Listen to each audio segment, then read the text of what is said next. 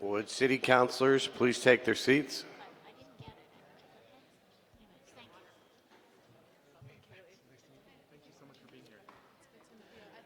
Good evening, everyone, and welcome to tonight's Burlington City Council meeting.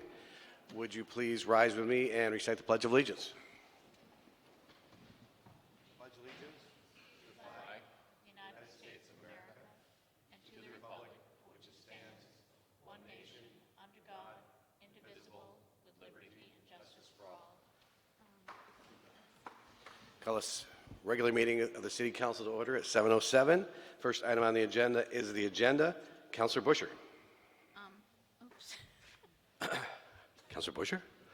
Excuse me, I pulled my iced tea as opposed to the mic. I apologize. Tuck into your iced tea, Councilor Busher. So I'm going to move to amend and adopt the agenda as follows. Note presentation slides for agenda item 2.01, presentation Burlington Net Zero Energy Roadmap per Jen Cayley. Note updated version of these slides per Jen Cayley. Note streamlined version for this agenda item per the notorious Mike Kennerek. Note correct.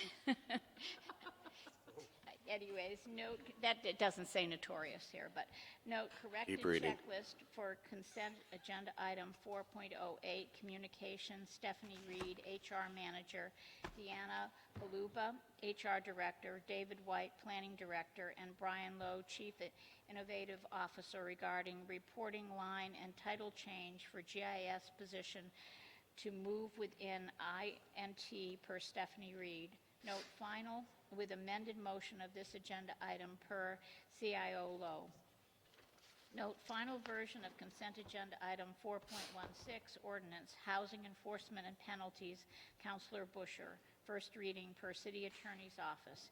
Add to the consent agenda item 4.17 communication Adam Roof, Ward 8, City Councilor regarding use of council initiative funds for code for BTV with the motion to approve the proposal to contribute $662 of City Council initiative funds to be used solely for the support of code for BTV's Expungement Week event as provided in the above statement proposal per CAO Anderson.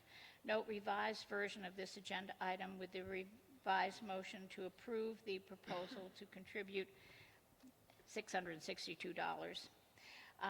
Note correct sponsor for agenda item 5.04 ordinance housing accumulation of garbage, trash, abandoned vehicle, appliances, and furniture on any property within the city prohibited ordinance committee. Second reading per Assistant City Attorney Sturdivant. Remove from the agenda item 5.07 resolution the consideration of climate impacts by the Department of Public Works. Councilor Hanson per Councilor Hanson. Remove from the agenda item 5.08 resolution declaring a climate emergency and initiating a just transition for city staff, Councilor Freeman, and place it on the September 23rd, 2019 regular City Council deliberative agenda per City Council President Wright per Councilor Freeman. And I so move. Amendments moved by Councilor Busher, seconded by Councilor Hanson. Any discussion? Hearing none. All those in favor of the agenda as amended, please say aye. Aye. Any opposed? We have our agenda. Item number 2 is a presentation on Burlington Net Zero Energy Roadmap. General Manager Springer, and please just each person identify, whoever's speaking, identify yourself for the record. Thank you for having us here. I'm joined by Jen Calais from Synapse Energy Economics, and we also have Jonathan Slayson from RSG and Asa Hopkins from Synapse. These are our partners on the Net Zero Energy Roadmap. Also joined this evening by a number of the folks from Burlington Electric Department who are here, and I want to thank all of them for their work on this effort. We were in this room earlier today releasing the roadmap for the first time publicly at an event at 1:30, and this goal, the net zero energy goal of reducing and eventually eliminating fossil fuel use across the electric, thermal, and ground transportation sectors dates back to 2016 when the mayor announced the goal, and the Electric Commission adopted the goal as part of BED's strategic direction. And in 2018, we looked at establishing this roadmap project because we needed an opportunity to analyze what it would take, what are the pathways to get us to this net zero energy goal by 2030. To put this in context, this is one of the most ambitious local government climate goals that I'm aware of anywhere in the country. And it really will require a number of different policies, different incentives, different programs. We at Burlington Electric included this in our FY19 budget that you approved, and we issued an RFP, had a very competitive process. 13 firms bid to be a part of this roadmap process. We selected Synapse along with their partners RSG to conduct this analysis for us. Jen is going to walk through some highlights from the analysis and talk through what the roadmap is about. If you go to burlingtonelectric.com /NZE, you will find our net zero energy roadmap page. It includes the roadmap document, a list of frequently asked questions with answers, as well as a number of different events we're going to be doing around the community to share the roadmap and some of the announcements we made today. We launched what I believe is one of the most comprehensive and sweeping set of new programs to make progress on net zero energy, really in BED's history earlier today. Incentives for new cold climate heat pumps, for heat pump hot water heaters, new incentives in the EV space, and the full list of those incentives are available at the website. We will be going, myself and Jen Green, our sustainability director, to all of the different NPAs over the course of the next couple of months to share the roadmap and solicit feedback. We have a button on the website to join the conversation and offer us ideas and feedback from the community, and we're looking forward to engaging and sharing this work product. So without any further ado, I want to turn it over to Jen to provide you with some of the highlights from the roadmap. Well, thank you very much for having me today. I'll be walking through our roadmap analysis and some of the key findings from this analysis. And we've already had the team introduced, so I'm just going to cut right to the chase. So we can simply define net zero energy as reducing and eventually eliminating fossil fuel use. And as Darren mentioned, this is a very comprehensive analysis, including 3 different sectors, so the electric sector, the thermal or heating sector, and the ground transportation sector. As a note, Burlington Electric Department has already done a fair amount in the electric sector by sourcing 100% of their energy and electricity from renewables. So really what we're doing here is focusing on the other 2 sectors, the thermal heating sector and the ground transportation sector. And we looked at 3 different scenarios: a business as usual, a net zero energy by 2030, and net zero energy by 2040 scenario. So on the top line, the black line, is our business as usual scenario, which simply assumes that all of the policies and practices that are in place today continue and no new policies or practices are adopted. Down from that, the second line is our net zero energy by 2040 scenario, and the scenario at the very bottom is net zero energy by 2030. And really the big difference between 2040 and 2030 is that there's equipment, for example, that somebody might have installed last year that won't be end of life in 10 years from now. So in net zero energy 2030, we're talking about replacing that equipment with more efficient equipment and electrifying that equipment as well. We're also talking about using some renewable natural gas to offset emissions and energy use, fossil fuel energy use for certain buildings and residences that are really hard to get to. This takes a look at Burlington's energy use, fossil fuel energy use today.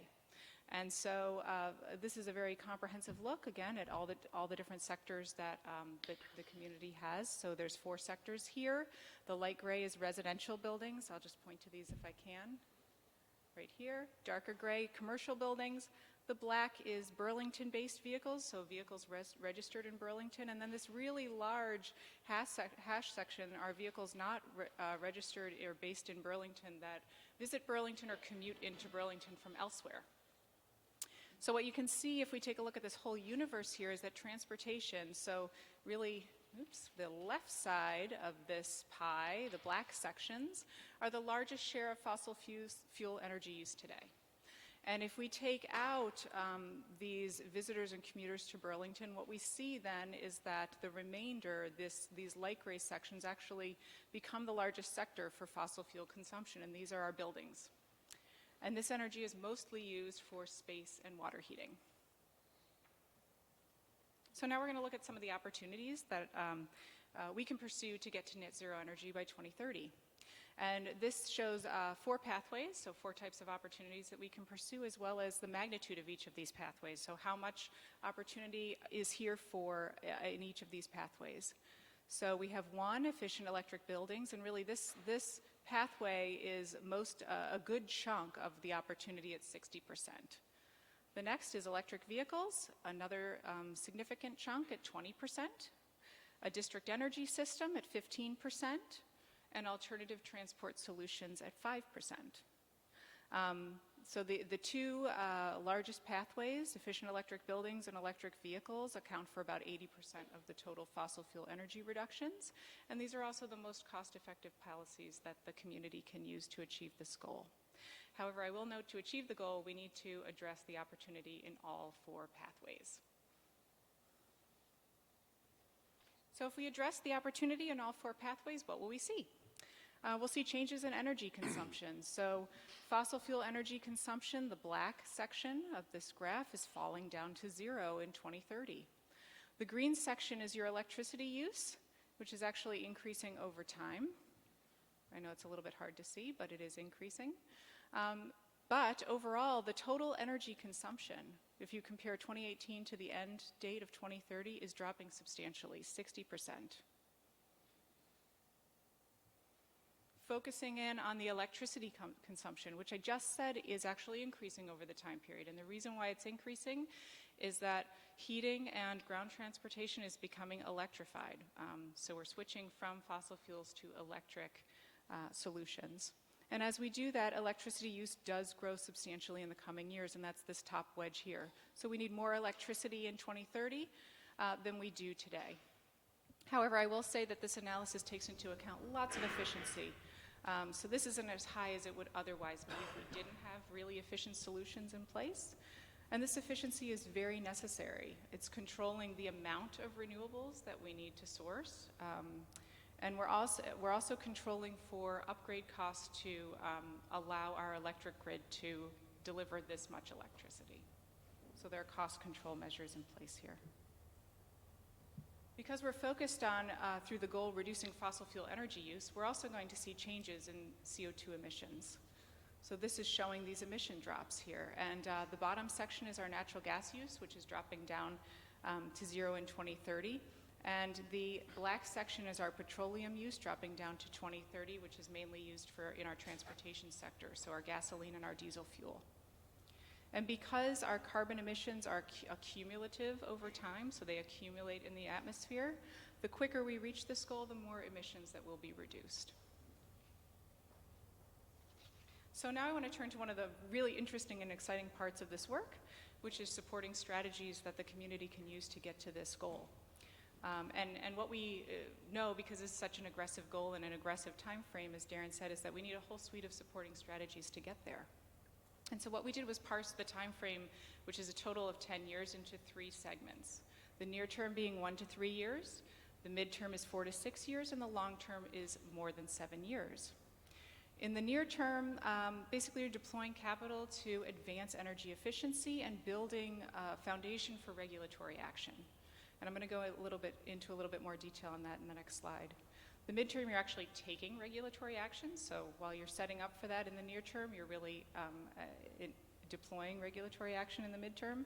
The longer term, if you look to the report, and I really hope you will, these tables are actually quite interesting.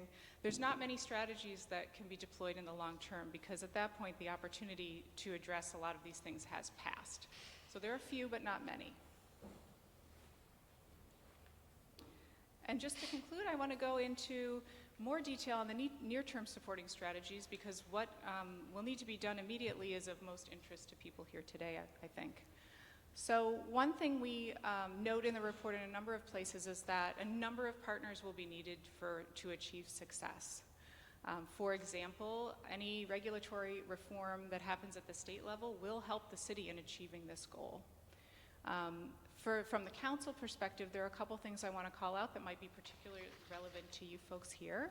So for example, under build regulatory action, one of the initial action steps might be to update zoning, permitting, and building codes. And I believe there's some recent action through the Housing Summit to address energy efficiency standards in rental properties, which is right along those lines. Also, adopting building energy benchmarking, labeling, and rating policies is another one you might see. Action to implement a district energy system. And then the bottom section, which is really looking at policies for alternative transportation. This includes advancing different travel modes, walking, biking, e-biking, e-scooters, and transit options. Travel price signals, which is pricing travel differently than it is priced today. Demand management, which is looking at, for example, transit subsidies, ride sharing, telecommuting, allowing for more telecommuting, those types of things, and land use changes, which is ensuring that growth, any additional growth is happening in certain areas of the community that are more densely populated. And with that, I want to open it back up for questions, and thank you for the opportunity to present today. I really appreciate it. Thank you for that presentation. We have a few minutes left for questions. Questions from the City Council? Councillor Pine.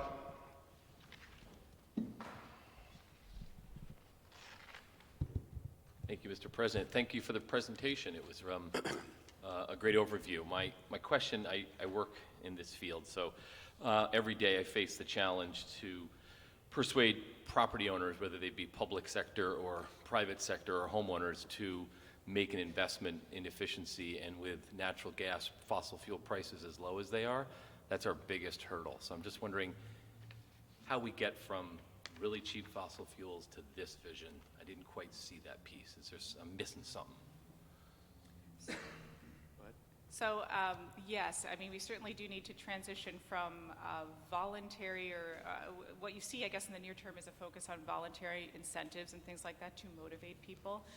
And then what you see in the midterm is certainly a transition to more requiring certain energy efficiency standards, requiring buildings to have renewables, requiring buildings to be all electric in all energy use. So there's that transition in place. Now, certainly, the existing state where we have a lot of natural gas use, it is close to being cost competitive, as you know, but not quite there, and also depending on the application. So yes, in the short term, there's some cost hurdles, certainly with natural gas, but that is changing. Actually, I have one follow-up question, and that is there a specific recommendation to pair the utility bill with basically on-bill financing? Is that actually part of your proposal, or is that too granular a detail to get into?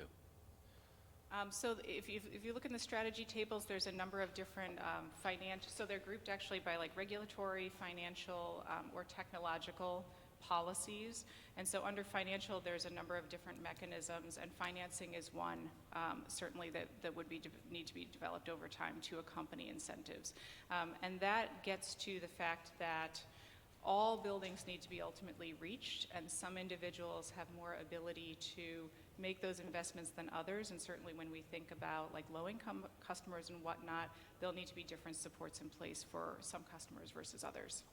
I would just add for Councillor Pine, the incentives that we launched today include our first major foray into cold climate heat pumps and other electrification technologies for natural gas customers, and we're trying to make them as strong an incentive as possible to address the issue that you just raised, which is the payback may otherwise not be attractive enough. So we do have an enhanced incentive for low moderate income customers to make it even a little bit better for those customers, and the incentives are reasonably attractive. We're hopeful that they'll make a dent. Thank you, Councillor Pine. Councillor Busher, and then Councillor Tracy. And do other councillors want to get in the queue? Any other councillors? Councillor Busher. So, thank you. There are a couple of questions. One has to do with alternative transport pathways. And in a state like Vermont, you talk about response to travel price signals and charges in parking costs and vehicle mile charges, etc. What I don't know is how do we balance this so that we don't strangle our economy if indeed we are trying to discourage vehicles, as you showed, coming into our community and we don't have adequate public transportation, how are we going to deal with the retail that we have? How are we going to, how does that work? And I think that that is something that, I don't expect you to have the answer, but that's one thing that comes to mind, and I don't have the answer to it either. Everything you have here makes sense, but I don't know how to get to that point without some harm. And people say, well, there will be harm, but I think that it needs to be carefully transitioned. The second piece is that, I, as part of this community, recall when we were encouraging people to no longer use electric heat and go to natural gas. And we've partnered with Vermont Gas in this region and to try to bring about affordable heating solutions for this climate. And so I'm trying to understand, I get it, and you touched upon it when you were talking to Councillor Pine, but I think that evolution now, that transition now from natural gas back to electricity is a challenging one, especially since, as you all know, the state and not many wanted this, but did that pipeline and, the fracking that goes on and et cetera, none of which I really wanted to have happen, but it's happened.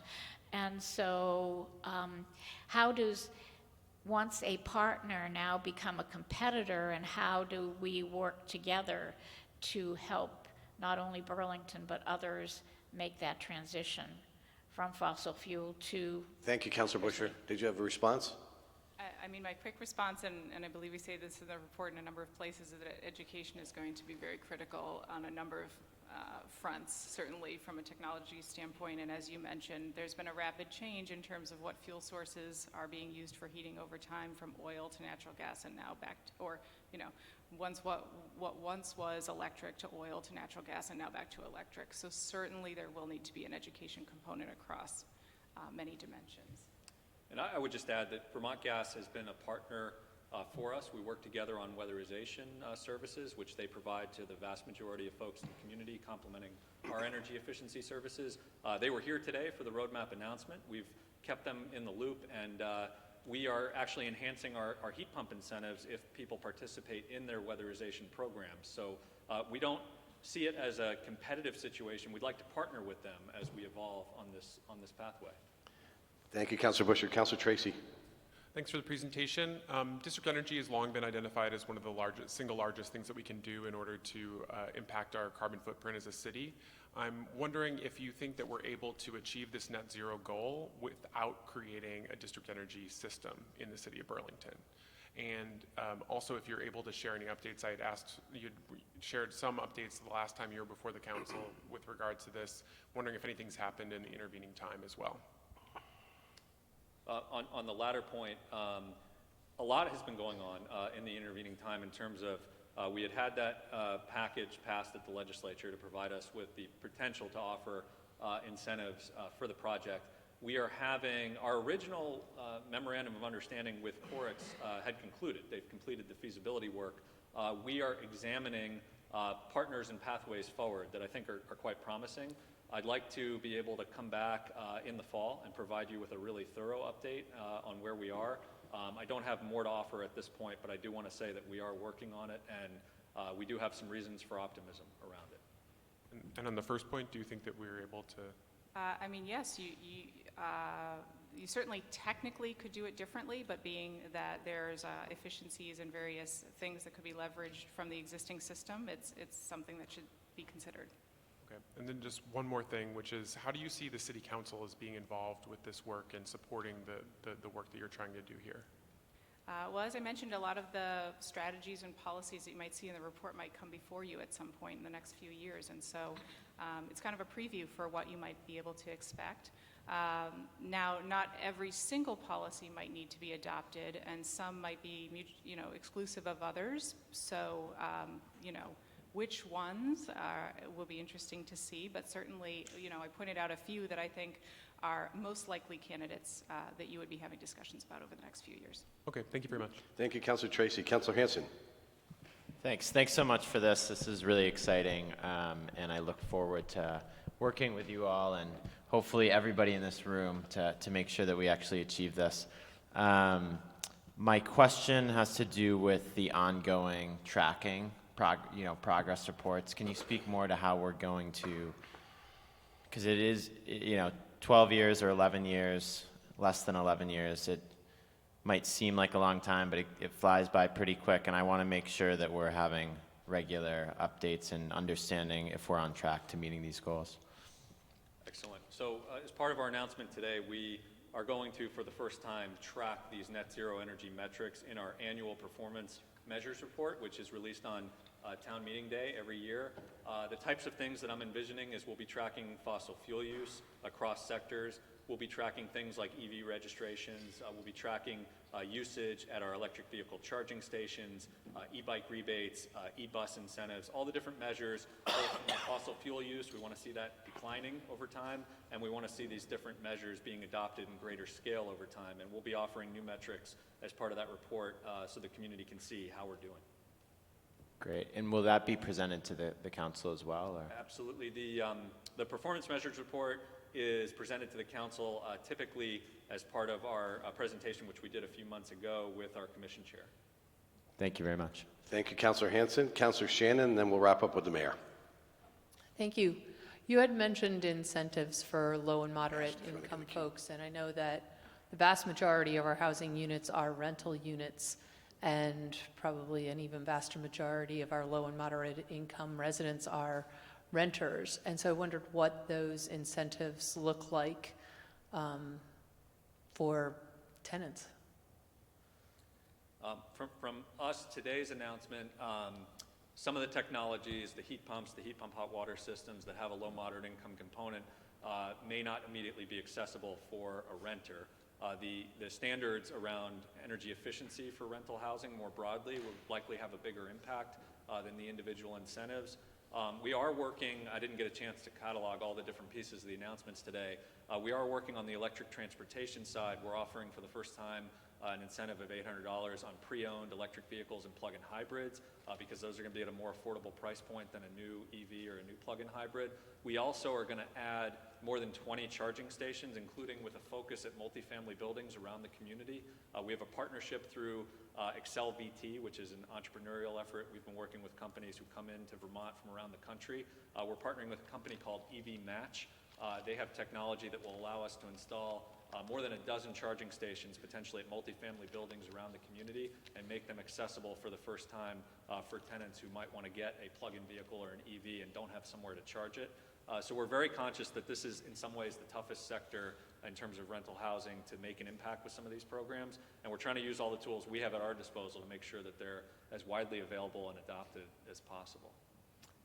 Can I continue? Mm-hmm. I feel like your response is how we're helping low and moderate income people is by having these incentives built into the transportation sector. But it still leaves me wondering how you're going to, what incentives there are for all those buildings, which you showed is a major part of your wedge. And I know that there are some existing programs that are incentivizing really based on cost, but I'm wondering if there's anything else, ways to, is it in ordinances that are going to require rental units to be more energy efficient, or what else is there to incentivize building owners, whether homeowners or multi-unit owners? Absolutely. Our energy efficiency programs that we work on in partnership with Vermont Gas, we've offered incentives to upgrade weatherization standards, energy efficiency standards, but we recognize very much, I think the roadmap recognizes that that's not enough. So to me, one of the most meaningful things that we can do in the near term would be to have the rental energy efficiency standards contemplated in the Mayor's Housing Summit work be adopted and have for the first time a broader standard for energy efficiency across all rental housing as opposed to just at the time of sale. because we don't capture enough buildings, I think, just through the time of sale. If we can have that standard established and then build on that over time, the roadmap report actually envisions that over time those policies would become even more ambitious in terms of the types of things that we would do in multifamily buildings to lower energy use and lower bills for renters as well. So policy as opposed to incentives may be more important in that area. Okay, thank you. Thank you, Councilor Shannon. One more question from Councilor Freeman before we go to the mayor. Councilor Freeman. Thank you, President Wright. Hi, thank you for the presentation. I had a question about sort of the scope of the proposal and what was included in it and what was maybe left out, I guess. So on page 9, it sort of talks about what is included, the sectors of electric, thermal, and transportation. Things that were left out were, sorry, on the full report, not on the slide presentation. Things that were left out were things like air transportation, which has been talked about. I see here that also non-Burlington registered vehicles, for example, is left out of this 2030 roadmap. So I'm wondering, so for me, I guess the way I think of it is if someone said your whole house is flooded and then sort of gave you information about the whole house, but then only gave you information on how to clear the water out of the living room, there's still the rest of the house that's flooded. So I'm wondering how those decisions were made in terms of the scope and what was accounted for and what that looks like going forward, what that means. So we developed the scope at BED based on the net zero energy goal, which is focused on electric, thermal, and ground transportation. In Vermont, thermal and ground transportation make up roughly 3/4 of the emissions. So they're the two biggest sectors to really tackle. Same in Burlington. They're the two biggest sectors to tackle, particularly so in Burlington because we're 100% renewable with electric. Is that accounting for air transportation, though? Yes. It does. That's my understanding, is that those two So sectors. that number would surprise me if we were including air transportation. Yeah, my understanding, and I could be mistaken, I don't know if you have different information to share, but is that transportation and thermal are the two biggest sectors. And our goal doesn't encompass, the goal adopted by our electric commission doesn't encompass air travel. We know there's progress being made with electrification of air travel. In fact, there's a company that we're going to visit pretty soon called Beta that BED has been working with that's testing some of this technology. What we wanted to do is make progress in the biggest sectors where we can have the biggest impact, but we know there's other work to be done. So actually today, we've had a lawnmower incentive to electrify lawnmowers. We have an incentive now to electrify forklifts. Anything that can be electrified, we are interested in because it can reduce emissions, reduce fossil fuel use, even if it's outside of the parameters of the net zero energy goal. But the goal itself is, as far as I'm aware, one of the most ambitious in the country. Okay, I had a question, 2 more questions. One is about, and so if we don't meet these benchmarks that have been set out, I'm wondering what sort of accountability is in place, and I wasn't able to get through the entire written report, but I'm wondering what sort of accountability is there if we don't meet these benchmarks? So I think in the way that I'm trying to think about the roadmap and the goal, and recognizing again that it's one of the most ambitious efforts that I'm aware of at a local government level in the country, if we were to achieve 80% directionally of what we're trying to do in this report, we would be leading the country in terms of fossil fuel reduction, greenhouse gas emissions reduction on the time frame that we're talking about, the 2030 time frame. A lot of folks are talking about additional efforts going out to 2050, but taking this goal and adopting it for 2030 and trying to make the effort that we're making is really significant. And so I don't want folks to lose sight of the idea that the direction we're going is the right direction, in my view. I think it's the right direction for the community on climate. It gives us the opportunity to respond in a way that can benefit all of our different customers at BED and the entire community, potentially economically. And there's one other point I just want to make about it, which is we've actually done some analysis that's new that says if $1 is spent on gasoline, for example, at the local gas station, you only see 20 cents of that stay in the Vermont economy. At BED, if $1 is spent to charge a vehicle, for example, more than half of that, in our estimate, is staying in the local economy. So we think this is the right thing to do economically, the right thing to do for climate, the most ambitious goal in the country. And if we can get 80% of the way there, I think we'd be a leader among communities in the country. And I'll just say overarching, the penalty or consequences, worse climate change, which is more costly in a number of ways than doing a number of these things. So that's the consequence. But outside of that, you're right. There is no penalty to BED or anyone else. Thank you. Councilor Freeman, we have to get to public forum. Do you have one more quick question? No, that's it. Thank you. All right, thank you. Brief remarks, Mr. Mayor. Thank you, President Wright. Thank you to our partners, to the BED team, to everyone who was involved in bringing today's work forward. This has been an effort years in the making, and I think this is an exciting day and one that is a watershed day for the city. As the questioning tonight already suggests, I think it's been a great discussion, and it points to the challenges and the difficulty that this plan implies and suggests. I mean, we are talking about a dramatic restructuring of much of the way that our buildings and our transportation systems work to achieve this goal. We need to go from something like 300 or so electric vehicles in the city today to more than 20,000 electric vehicles by 2030 for us to hit these goals, for one example.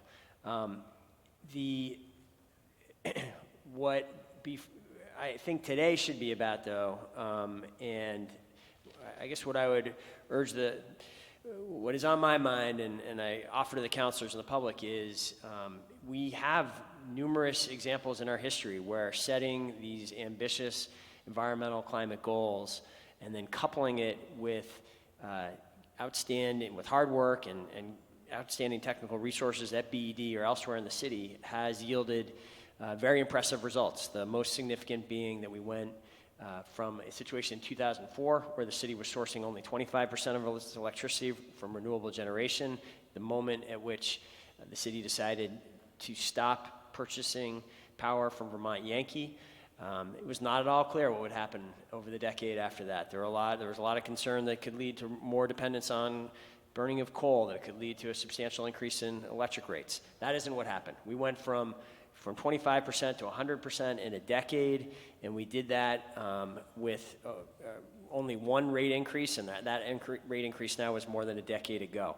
I think there's some hope and parallels there for what our challenge is going forward, although there's no doubt that this one, in which we will be up against in many ways many energy companies, we're up against the current president, will be certainly harder. This one, and I know there's urgency to get to public forum. The last thing I have to say on this is I think what is going to happen this time, because it is harder, because it goes beyond the challenges we faced before, is this time this net zero energy effort needs to inspire the Burlington public to be fully engaged and committed in a new way. We are going to need Burlington residents and property owners to be aware of and consider, starting now, these incentives that have been introduced today and the new ones that will roll out from here. This is going to be something, ultimately, there's only so much that city government can do. It is going to require action by our friends and neighbors to get there. So to that end, and this goes also to the question that came up, what's the council's role from here? Certainly the council will have many roles, many opportunities to sign off on new policies that flow from this line of thinking. But in the immediate future, I would welcome the opportunity to work with councilors who are interested in considering endorsing the goals of this net zero energy roadmap and to come back soon with a strong resolution that can signal to the Burlington public that this is something everyone needs to pay attention to and that we should have a common desire to get behind. Thank you, Mr. Mayor. And thank you very much for that presentation. I'm sure we'll be hearing a lot more about this. Thank you. Thank you very much. We are late getting to the public forum, so we'll open the public forum up right now. Item number 3. We have a lot of people scheduled to speak, so it's going to be 2 minutes. And just should alert, all we ask is that you are respectful. Comments should be directed to the council president, not made personal to the mayor or councilors. Speak on any issue that you want, but you should know ahead of time that items 5.07 and 5.08 have been removed from the agenda. We'll be coming back at a subsequent meeting. Those are climate change resolutions. And we have nothing on our agenda tonight about the F-35. Now we'll start with Jesse Porter. Jesse. Porter is up first, to be followed by Jennifer Decker. You're right up here. Good evening, welcome, have a seat, and pull the microphone right in close to you so we can all hear you. Good evening, Ms. and Mr. Got to pull the microphone in really close. Good evening, Ms. and Mr. Councilpersons. My name is Jesse Porter. Your time is up. No. My name is Jesse Porter. I live at 101 College Street, apartment 407. I have been living here in Burlington for 2 years and 2 months. Since the day that I got here, I have been disrespected by homosexual videos and, of course, comments. I have had groups of people approach me with offers to help, but to no avail. So I have come to you for help. I have learned of some important things about the attacks and the possibilities about who and why. I think that if you believe that if you believe that our children are not touched by these, please remember that technology is in their generation. So I need your help to get to the bottom of this. I don't know what else to say, but it's been bothering me for over 2 years now. Mr. Porter, this is unfortunately not a time for a back and forth, but I'm sure you can bring this to someone in the administration. The mayor will be happy to have one of his people in the administration talk to you outside of the public forum. And I think he's looking for someone to talk with you now. Thank you, Mr. Porter. Jennifer Decker is up next, to be followed by, excuse me, Will Hurd. Good evening, Ms. Decker. Welcome. Thank you. I came here to speak to the amendment that was a recent topic relating to the basing of the F-35. I wanted to say that we too love the Guards people, and we do remember the time when the state guards were deployed for primarily humanitarian reasons and not used for endless wars overseas. I feel that the basing of the F-35 plane here in Burlington, Vermont represents a failure to protect the life, liberty, and property of the residents of this state. The plane has 8 times the crash risk and is 4 times louder than the F-16. The amendment was a bit silly to me because talking to Gene Richards about it next month is way too little, way too late. In addition, I felt that the council president's remarks that our movement is misleading people were inaccurate. I feel it's misleading to tell the American people that we can't fight for our life, liberty, and property when it's under threat.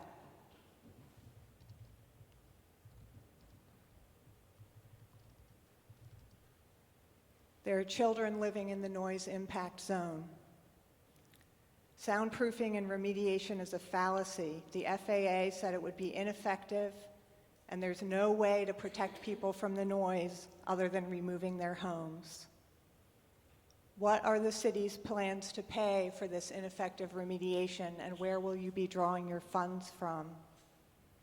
Who will pay for the medical and educational costs of this tragedy? Thank you, Ms. Decker. Will Hurd is up next, to be followed by Nick Florsch. Good evening, Mr. Hurd. Welcome. Hello. Yes, The resolution I was going to comment on has been tabled, so I'm tabling my prepared comments and just going off the cuff here.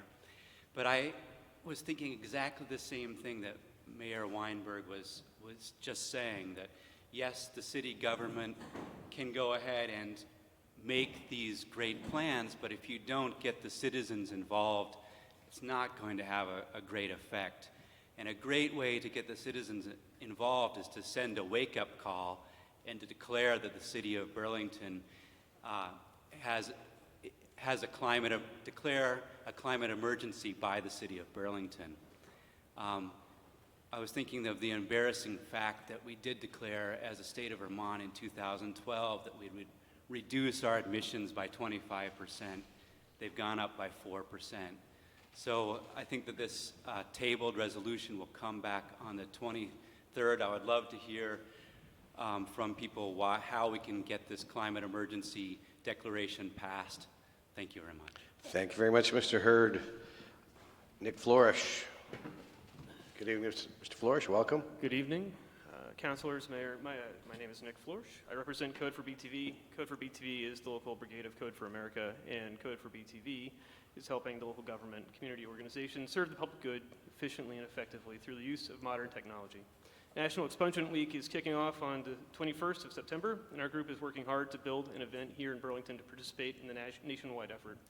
Our goal is to help everyone better understand the legal, logistical, psychological, and emotional journey of the Vermont citizens that work with and attempt to work through our state's expungement, sealing, and rights restoration opportunities. This means both justice, impacted citizens, and those who are helping them from within the legal system. Code for BTV has been developing expertise in expungement through our work with Vermont Legal Aid. In addition, we represent a community that has been doing user research for a very long time, the tech community. We think of justice impacted citizens as users and the rights restoration processes as products that we want to see through their eyes.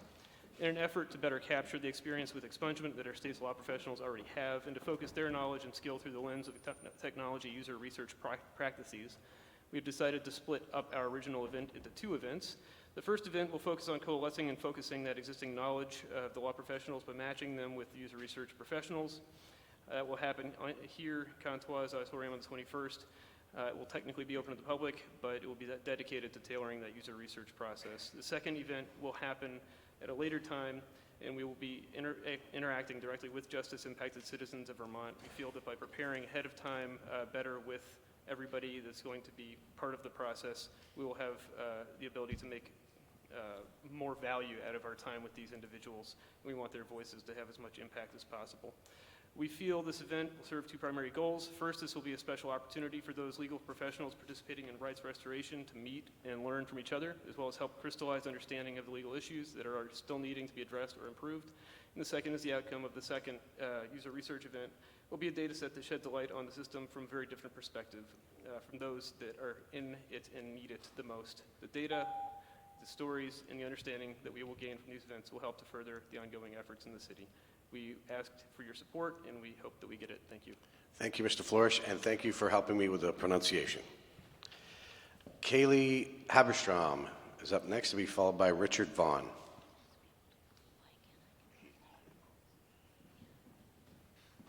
Everyone, please just remember to pull the microphone all the way in. Hello, my name is Kaylee Haberstroh. I use she, her pronouns, and I am the chair of the UVM Student Government Association's Committee on Legislative and Community Affairs. This year, our committee is really committed to being more involved in the community and just engaging with local politicians, so we're hoping to give regular updates to you all. So this weekend, it was really great to see Councilor Roof at the Office of Student Community Relations, which is Oscar. They had a community coalition this Friday. Thank you for engaging with us and joining in with the conversations there. The following day, we were joined by Councilors Hanson and Roof at the Oscar Welcome Bag event, and we just went around and welcomed off-campus students to their new homes and neighborhoods. And I just wanted to update you all on a few new projects we have coming up. So we are planning on hosting Councilors Hanson, Roof, and Busher on campus for a Coffee with the Counselors event, just so they can meet with some of their constituents and answer any questions they might have.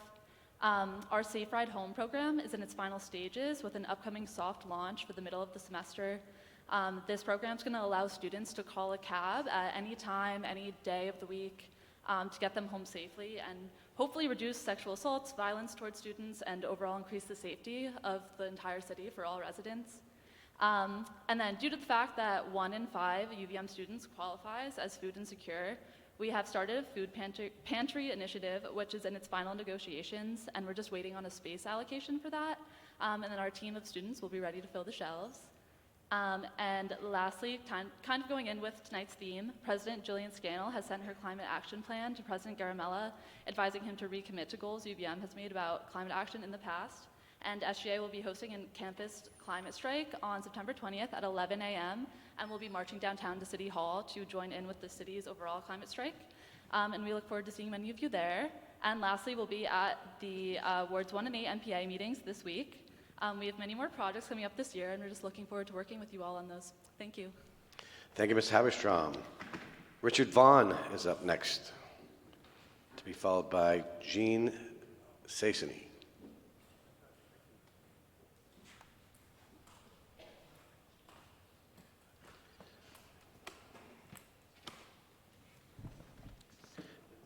Good evening, Mr. Vaughn. Welcome.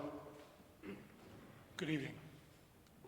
My name is Richard Vaughn. I'm the owner of Perky Planet, a coffee shop at the corner of King and St. Paul here in Burlington.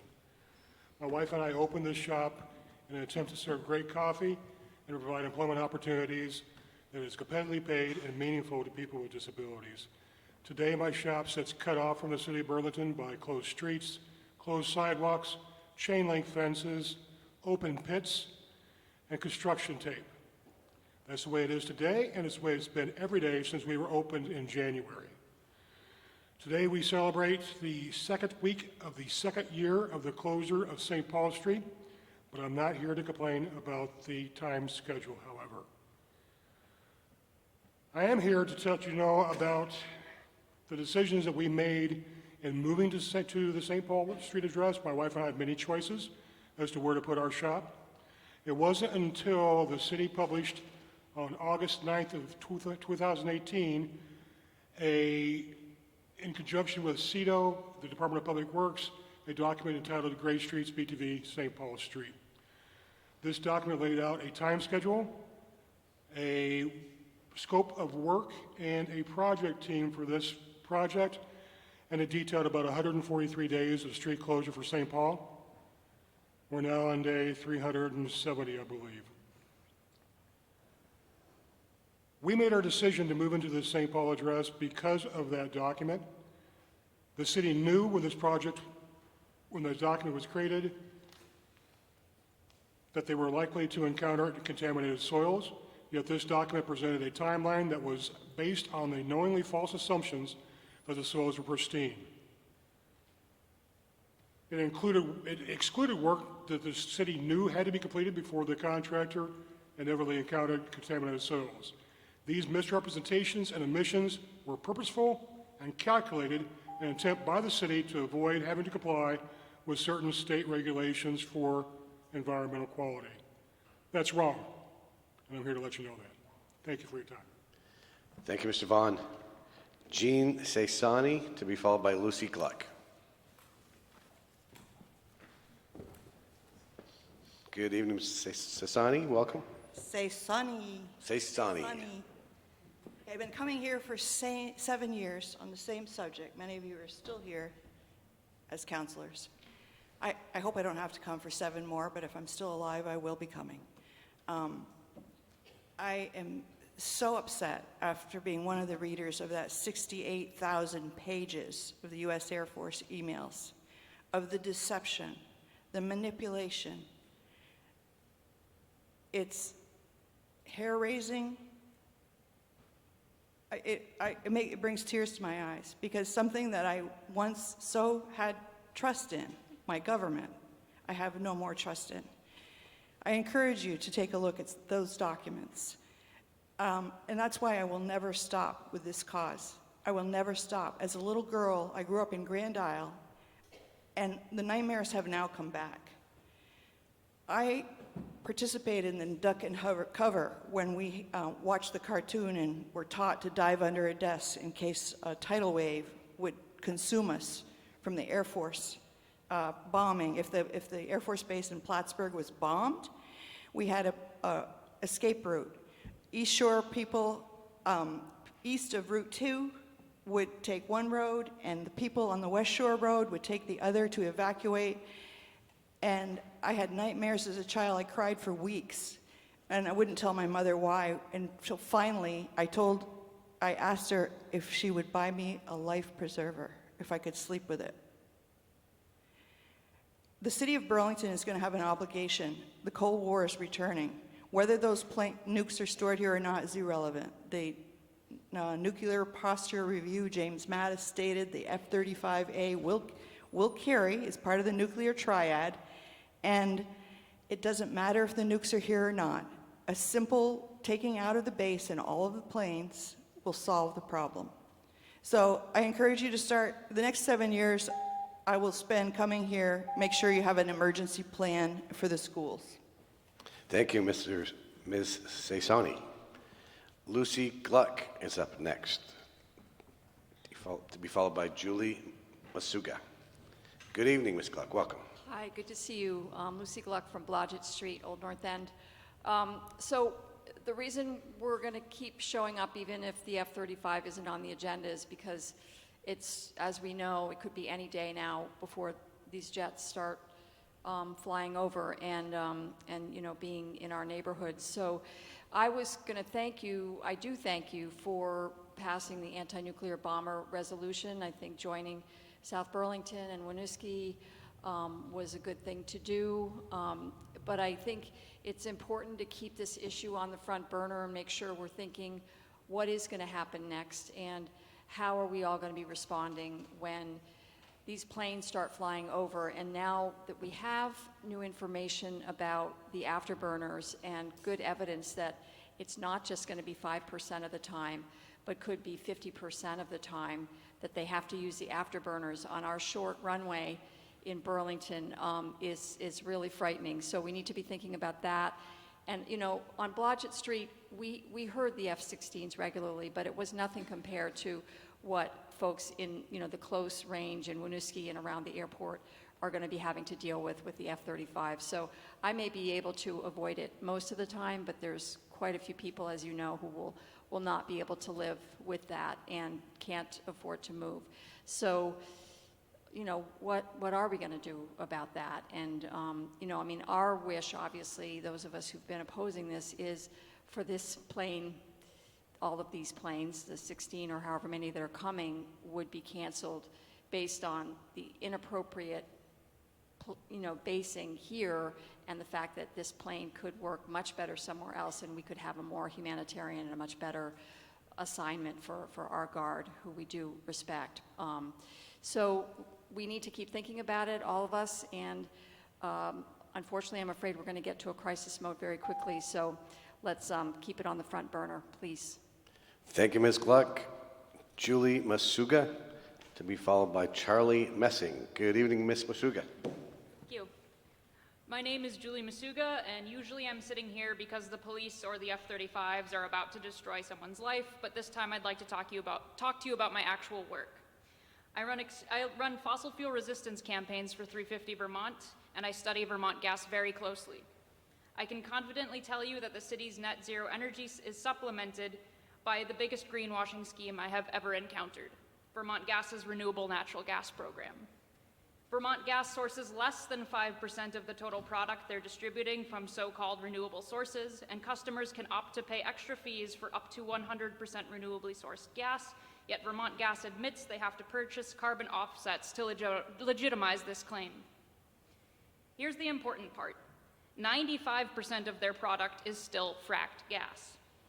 And that is extracted and imported from indigenous territory in Alberta, almost 2,000 miles away, because while Vermont banned fracking, it's still okay to import the stuff while perpetuating the genocide of First Nations people. RNG, or renewable natural gas, is a distraction which keeps customers reliant on fracked natural gas. It is also clear, based on Vermont Gas's own manual for the program, that there are no current plans to reach 100% of a renewable product by any time soon. In fiscal year 2022, the goal is to have only 720 of their 53,000 plus customers, or 0.013%, subscribe to this program, according to their 2018 manual. I cannot fathom a way which this would suffice for transitioning all of Burlington. That and our renewable natural gas is coming from a landfill in Quebec, so we're importing trash at this point. So while I am deeply appreciative of these goals and any efforts to reduce fossil fuel consumption, I am justifiably afraid that Vermont Gas is going to pull the wool over the city's collective eyes. Let's not forget that Vermont Gas's track record. They are currently under investigation for 9 categories of safety and construction violations and may be giving more control indirectly to the fossil fuel giant on Bridge. Thank you. Thank you, Ms. Masuga.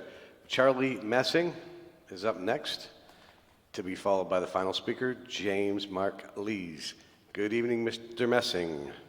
Welcome. Good evening. Sound a little bit like Alfred Hitchcock there.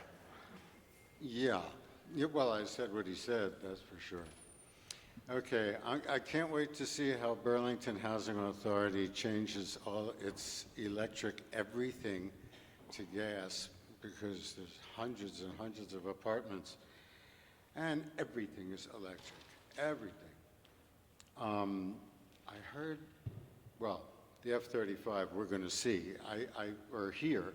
I feel that they're going to be loud enough to bounce back out. I firmly believe that. Pine Street, reconnect. I wanted to apologize for saying that the building has to go for it to work. Tony Reddington, who is the expert on Vermont highways and roadways and all of that, he says that cars can fit through the archway, no trucks, of course. There'll be a low ceiling, but one lane either way could happen, and then the bikes and stuff, other stuff, people, pedestrians, would be 20 feet to the left. So I wanted to apologize for saying that could never happen, because in that sense it can happen. Now the Portland Loo, I found out that keeping it clean twice a day, it's going to put another $27,000 a year into that. San Antonio has a great story. The homeless people in San Antonio wrecked their Portland Loo because they were fighting over who would get to sleep there. In some cities, it's not working out all that well. It's got a blue light in it so that people can't shoot up because they can't see their vein because it's blue light. So many things and not enough time to speak about them. I can't wait for the leaf blowers to become electric. They are noisy. Okay, we'll leave everything for another time. Make sure there's more trees. I heard about that plan. More trees. We need more trees. Thank you, Mr. Messing. Our final speaker tonight is James Mark Lees. Good evening and welcome, Mr. Lees. Thank you very much. So, in the last week or so, we've heard about the F-35 afterburner in the news. And the problem is putting it on jet planes in a city, far away from a city, 3 or 4 miles away from a city, it wouldn't be an issue. But putting it in a city makes it an issue. Now, one of the great selling points of the F-35 was that it wasn't going to be using its afterburner. It was going to be quieter than the F-16 in the Chamberlain School neighborhood because of that. But it wasn't going to be that much quieter, just a little bit, which actually was a good thing and a bad thing. It was good because it was going to be a little quieter, but it was bad because without its afterburner, it was almost as loud as the F-16 with the afterburner. Now, the F-16 with afterburner is 4 or 5 times louder than under normal military power. So we were really going to have a problem in Winooski. And this is why the mayor keeps saying it's inconsistent, the noise pattern is perfectly consistent. The F-35 is almost as loud as if the F-16 kept its afterburner on when it flew over Winooski. But of course they didn't.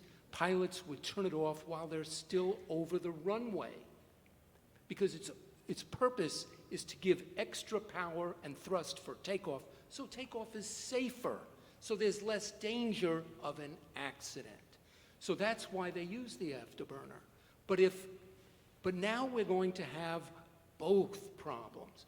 With the increase in afterburner use for the F-35, it's going to be far more noisy in the Chamberlain School neighborhood than it ever was with the F-16.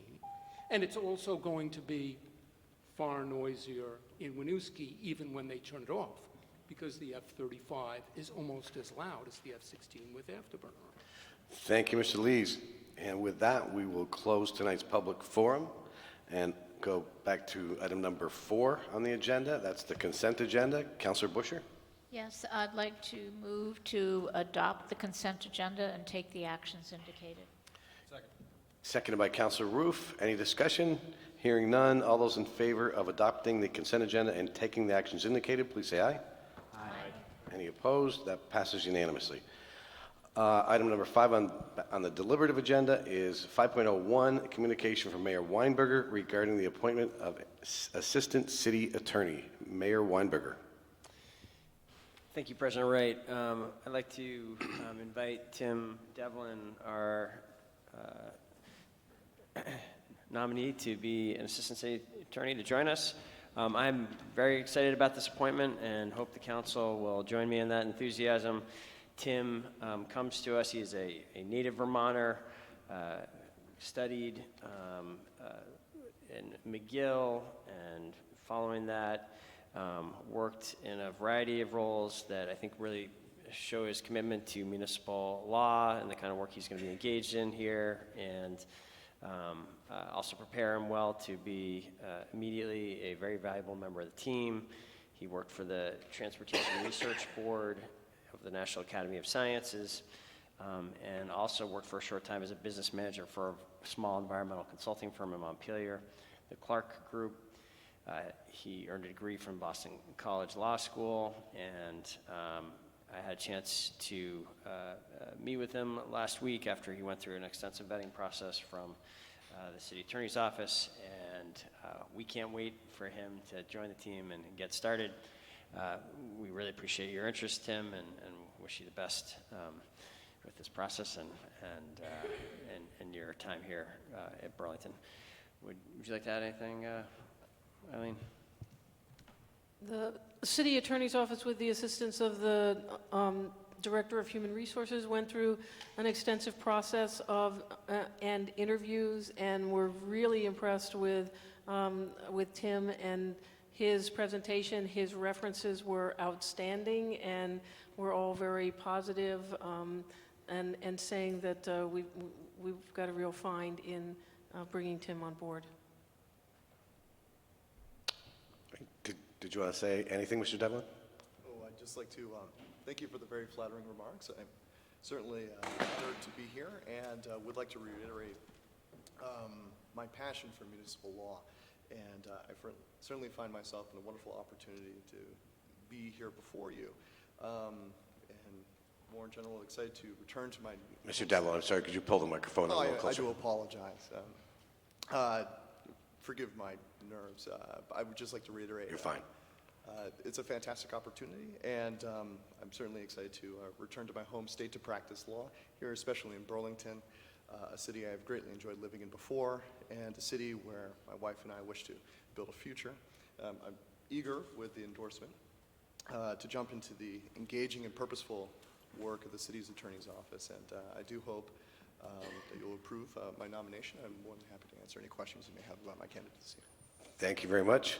Look for a motion to confirm the appointment. Councillor Mason. Thank you, President Wright. I'd like to make a motion to confirm the appointment of Tim Devlin as the newest Assistant City Attorney. Motion made by Councillor Mason, seconded by Councillor Roof. Any discussion? Hearing none. All those in favor of the appointment, please say aye.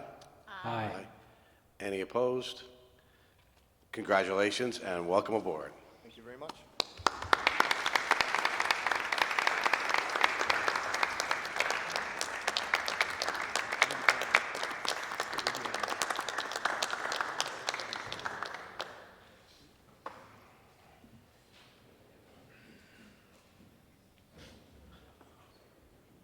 Item number 5.02 is a presentation from Superintendent Obang.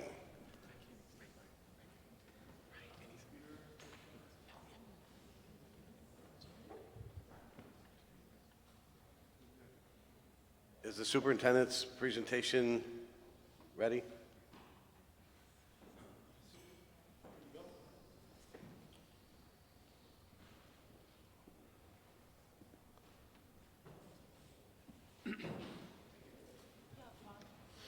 If you're watching at home, just talk amongst yourself for a couple minutes here. We'll be right back.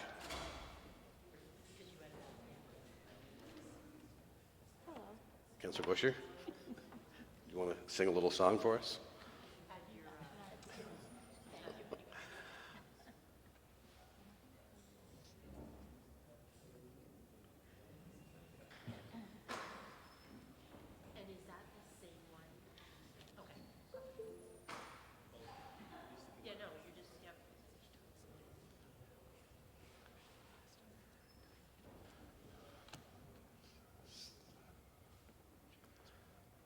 Good evening, Superintendent O'Bain. Good evening. They just queued me up there, and All right. thank President Wright for getting me on the agenda, and also Council. I am here to bring you good news, and I'm not asking for anything, so what a wonderful opportunity. What I want to share with you this evening, and I know I don't have the time to go through the whole slide deck, so I encourage people to go to the district website on the superintendent page, and you'll see the year in review, and you can see all the data and the content in detail. But I did want to share with Council some of the highlights. And every year we do a review based on our global ends policy for the board in terms of initiatives and things that we've done throughout the course of the year. And this year when I completed it, I started doing some reflection on while I entered my 5th year and started thinking about when I first arrived into Burlington and some of the challenges. And most of you know that when getting across the border was even a challenge in terms of visa complications and challenges, but we overcame that. And at the same time, we had experienced in the last about a year and a half, 2 years, about 3 leadership changes in the district. There was some financial irregularities, and there was a failed budget piece there. There were racial tensions in our schools between staff and students on students. We had crumbling buildings with ADA challenges. Our suspension rates were significant, meaning that students were not having full instructional times, all in the backdrop of stalled negotiations, and we have 8 bargaining units. So some of this I knew coming in, but when I arrived, I found out a little bit more about some of the other challenges. So I'm really excited to share this latest update. So it reflects the perseverance of our staff and our students in terms of moving forward the closing the achievement gap and raising the bar. So I will share some of this highlights, and as I said, I'll go through because I know I only have 10 minutes, but I encourage people to go to our website and look at the entire slide deck in its fulsome entirety. And if it's ready, yes, no? I have it on the stick too if you want it, it's easier.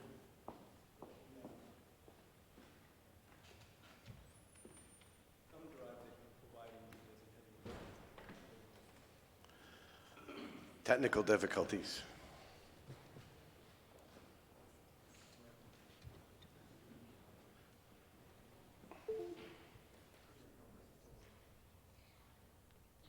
He thought he had it up and running, but now he went to something. Is it going to be a couple minutes? Should we take a...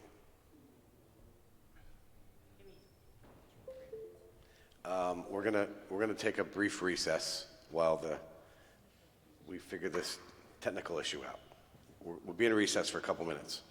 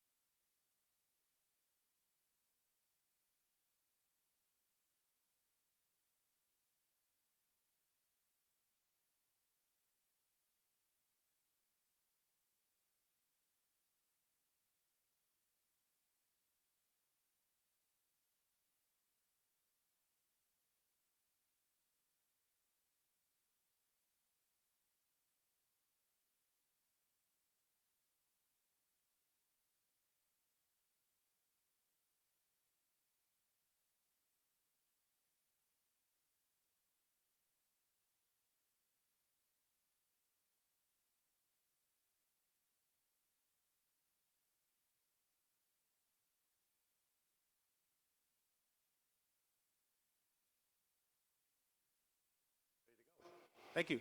We've completed our technical difficulties, and I'll share the 2018-2019 year in review quickly. One of the things I wanted to highlight is that we're still focused on our strategic plan goals. There are three major areas, which I call the big rocks: inclusive teaching and learning, equitable climate and culture, and sustainable finance and facilities. And we developed this plan about 2 years ago through some community consultation. And one of the challenges that we tried to overcome was making sure we have alignment with the State Agency of Education.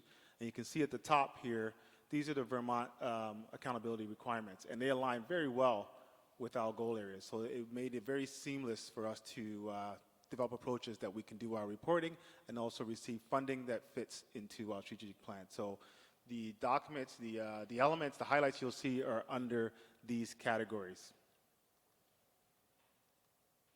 So under inclusive teaching and learning, one of the things I wanted to highlight was around our expanded learning program. Very few people know a lot about expanded learning. When they hear that term, they're not sure what it means. But often people are familiar with the term after school. So our after school programs support students after the regular instructional time, but also goes into the summer. And we have all types of programs that are free for our students that also provides nutrition and provides curriculum advancement as well too. And we've received a number of accolades, both statewide and national, for our expanded learning programs. So if you get a chance, please go on the site and review some of the wonderful programming that's been offered to our students. And you'll notice up here that our satisfaction rate from our parents who engage in these programs is 99%. So parents really see the value of these programs for our students, and we service 1,600 students from K to 12. That's larger than some districts in Vermont. This is this extra expanded learning program. This is a continuation of expanded learning. Wanted to highlight one of our unique programs, which is Parent University, which is started about 4 years ago, and that was really targeted for parents in terms of getting parents engaged around learning around themselves and also what they can do in the schools. And it's really become a niche program where we've really focused on newcomer parents. And last year we graduated about 26 parents. The year before we had about 50. And it's an amazing program where you see newcomers coming to Burlington, and at the end of the program, they're really invigorated and they're engaged in the school system, and they also understand some of the cultural nuances to help support their youth in the city. Just some metrics you can look on in terms of our district success. One of the feedback we had years ago was around communication. And we revamped our web page and looked at different strategies in terms of communicating with our constituents and our students, and the data is very favorable in terms of the responses back from different people. Student support services. So when we talk about student support services, most people understand that as special ed. That's part of our special ed programming. Student support services is a lot broader. It looks at counseling and other supports for students as well too. A number of great initiatives there. And I'll just highlight this one graphic here. This is the opening of the Gaga pit. Anybody familiar with Gaga Ball? So if you've seen that, so it's kind of a craze right now among our elementary students. And this particular school at Flynn, they started from the beginning of the process doing a fundraising and analyzing the effects of Gaga Ball and finding ways and strategies to build it, and they even helped in the construction, and then they opened it up on this particular day, and I had an opportunity to engage with the students, and a third grader got me out, so it was a little distressing. Early education success, pre-kindergarten is, we know that when we start students at an early age and we put dollars at their early stages, that it has many benefits at the later stages, both at the high school level and even at higher ed. And we have 5-star programs in all our pre-K programs. And we're in the process and part of our capital plan to look at how we can expand that and accommodate more students. Every year we have wait lists in Burlington of parents wanting to put their children into our programs, and we have to turn people away. So we're working on strategies to improve that, and they've been very beneficial so far in terms of servicing. A large number of our students also come with special needs, and those are challenging for many districts to accommodate, but I'm really proud of our staff in terms of the way they've been able to develop programs to support these families. Burlington Technical Center, this is one of the best kept secrets. I've been saying this for a while in Burlington and maybe the state, where there's a compendium of different types of programming. And often, historically when people thought about tech, they think about low academic students, but no, it stretches the range of different learning styles and high end. We have a really unique health platform program where we've had students in the last few years go off to medical schools and nursing and all different range in the health department. And so we're doing a real alignment with Burlington High School to try to create schedules to give more opportunities for students to access technical centers. We also service the region, right? So we have students from around the region attend. And one of the pieces I didn't put up here is our aviation program, which is the only program in the state, which is quite unique for us to hold in Burlington as well. Scholastic achievements. There are a number of achievements that our students have achieved throughout the course of the year. I wanted to highlight a few. Here, every year we have students that step forward that reach at the highest level, at the state level or at the national level. You can see Jackson Elder there was a presidential scholar at the end of last year and represented Burlington well. And one of the things I would say, if you look back at some of the other slide decks, every year we've had presidential scholars. And there was one year there was 7 in the country and 3 of them were from Burlington High School. I was like, how does that happen? Wow. Amazing. Right? So you can take a look at this graphic here. I'll point you to the Scholars Bowl state champions. This is a group of all-female team that went to the bowl and captured the championship, and a number of other students that we've highlighted here that are really reaching the top of the bar. One of the things one of the mantras we've been kind of sharing is talking about closing the achievement gap and raising the bar. And we mean by raising the bar for all students. And this is a great example of how we are still working on the most vulnerable students, but our kids at the top end are still achieving at the same time we're pushing everybody up. Some other achievements here.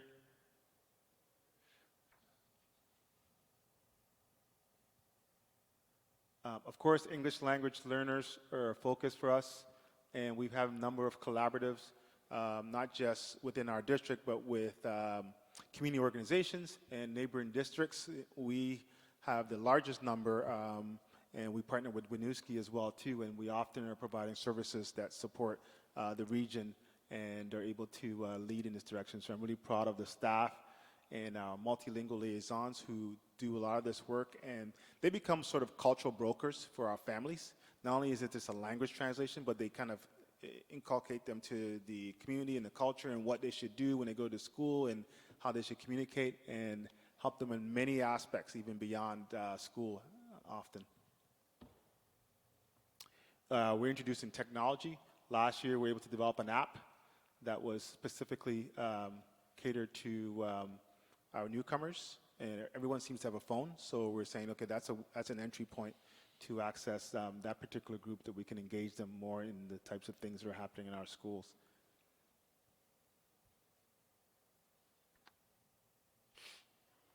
Celebrating success once again. So here's an opportunity where we're highlighting our staff accomplishments. We have a range of staff who've soared to great heights, both at the national level and the state level. We have like national principals of the years. We have Krista Galeese, who was the after-school ambassador selected nationally. She's won a number of major grants for Burlington and so on and so forth. You can go on and see that. And if you look at our website, we've been profiling different staff who've been doing a number of different initiatives that have been recognized both within Vermont and across the nation as well.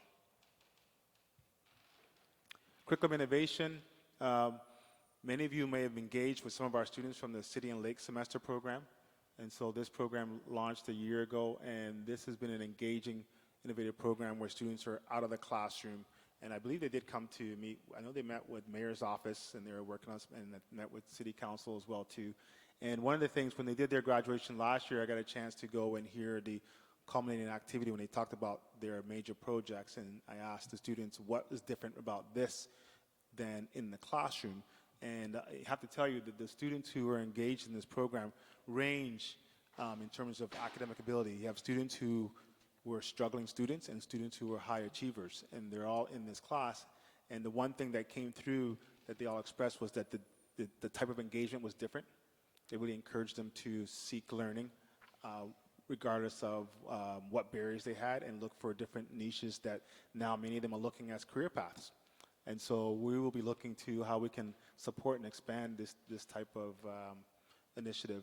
I'm currently involved in a program called Deeper Learning at the Harvard Institute, and there are 12 districts internationally working. And City and Lake semester, we brought that forward as for analysis and comparing to some of the innovative programs across the country. And so we'll be looking at that a little bit deeper as well. Cooking Cart, the Cooking Cart was created by students in our food services, and it's used in science as well as to service food for students. You've heard me talk about Achievement Gap. We had a big step last year where we actually identified an Achievement Gap lead person and a data management person. One of the things around looking at achievement is making sure that the data is valid and reliable. And so we're going through a process of considering what is the data that we need to look at and how is that going to be formative in changing our practice. We've got a great team to do that, and then we have an Achievement Gap lead that's been working with the team to look at the high-yield strategies we need to implement as a system to be consistent in improving our achievement across the district. Picture of teachers in the classroom applying some of the data strategies. Instructional coaches were introduced in the last couple of years, building capacity of our teachers to become even better teachers.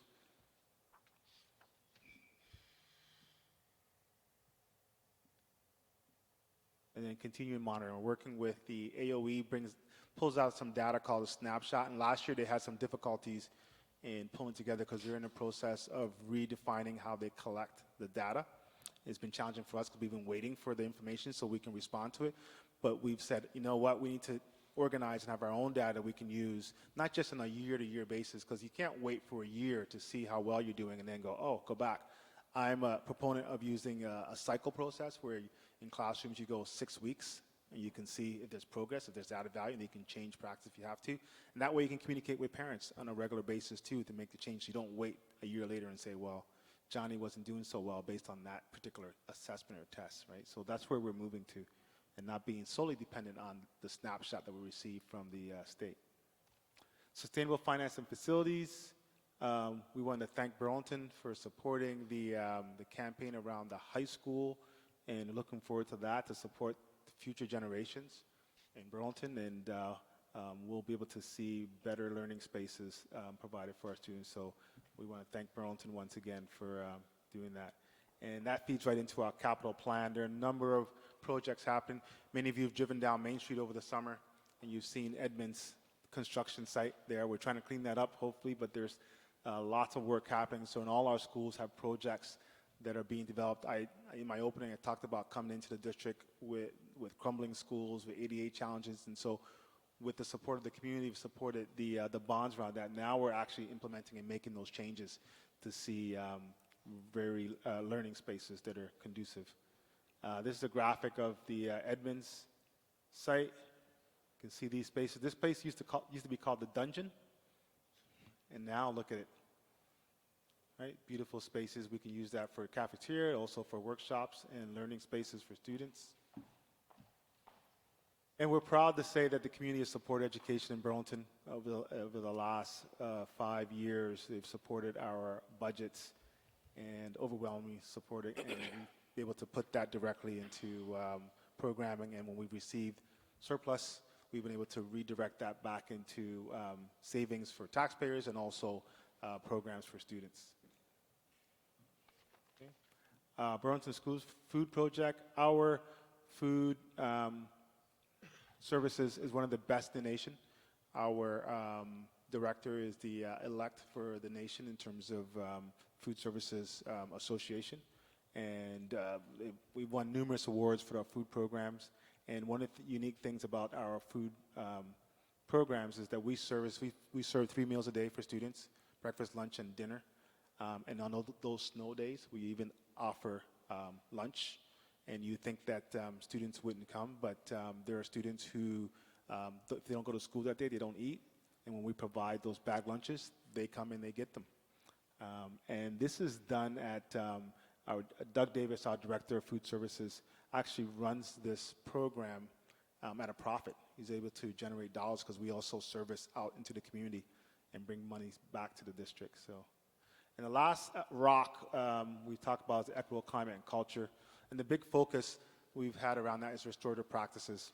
And we see ourselves as a restorative practice district, and we've been working at the system level, both in classrooms, looking at strategies around restorative practices.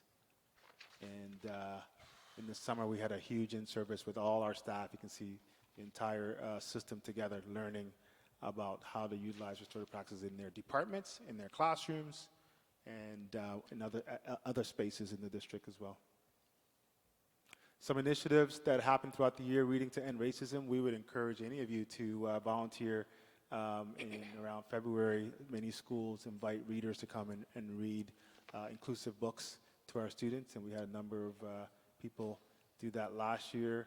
And then for the second year, we had the Beyond the Black History Month event, which we had a great turnout, you can see, from the community in terms of supporting this. And I purposely placed this in March because we wanted to make the statement that Black history is just not in February, that inclusive curriculum should be starting throughout the whole career. And I hope at some day that we're not talking about Black history because it's integrated into history, but obviously we're not there yet. So we're taking steps to engender that practice.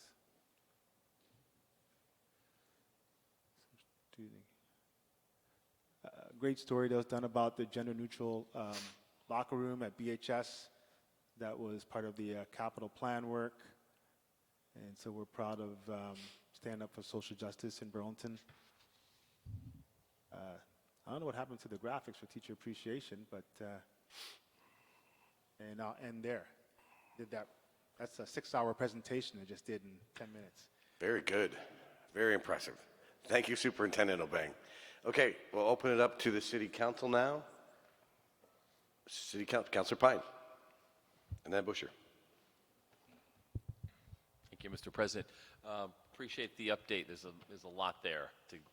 We could go on many of those tangents or topics, but the one that you didn't mention, but that's on my mind, is we had a community, I would say dialogue is probably an overly polite way to phrase it, around the issue of preschool and the fact that closing the achievement gap really requires getting kids' attention much earlier than when they're 5.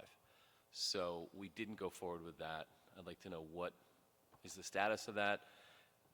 What are your thoughts about moving ahead in that direction? Have we shifted a little bit in the approach we're taking since those plans were abandoned? Yeah, thank you for that question.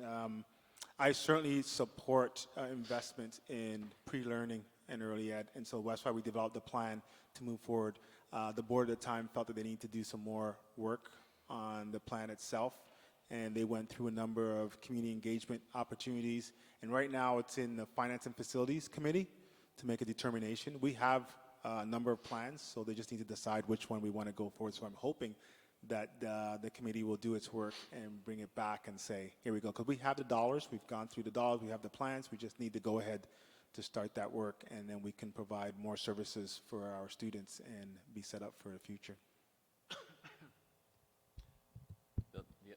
My other question is actually at the other end of the spectrum, is when you were introducing the notion of closing the achievement gap at high school level, there were parents who said, what about our high achieving students? We're worried about them. And when I look at where our students are going to college, that's not the best way to measure it, but it looks like we're doing extremely well for the high achievers. So I just want to hear your take on, by closing the achievement gap, do we leave high achievers out of the mix, or are they still, do you think, well served by our Absolutely not. I mean, that's why we talk about closing the achievement gap and raising the bar. And if you look at our data, the kids, the cohort that's at the top, they've been consistently doing well.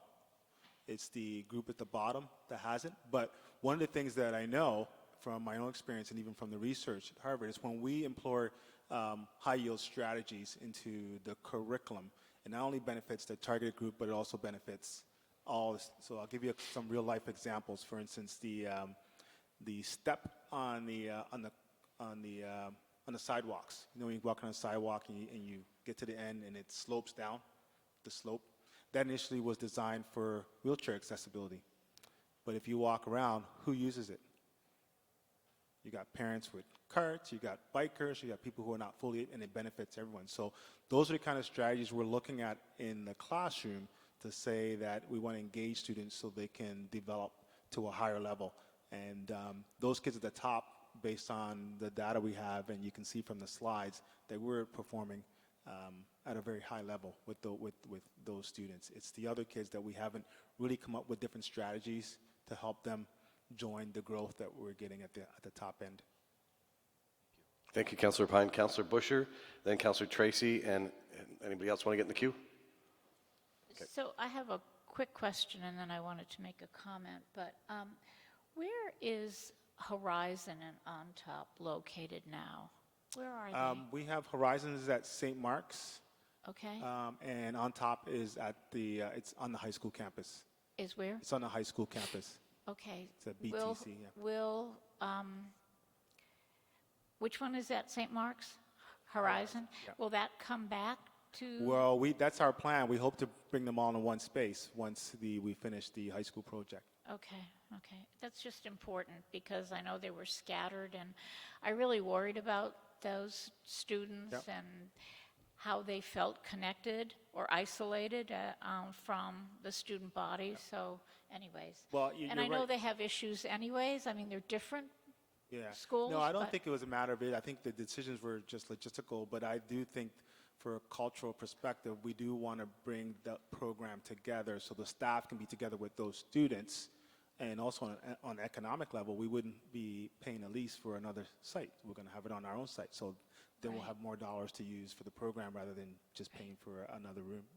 So the economics are fact, but so I think what I see is, your achievement gap analysis, and my concern is being a parent and seeing sometimes people who needs attention because of maybe dyslexia, which is not really what you call it anymore, but whatever it is, and not getting that intervention at the right time certainly delays their ability to achieve, or to meet their potential, but it also destroys their self-esteem.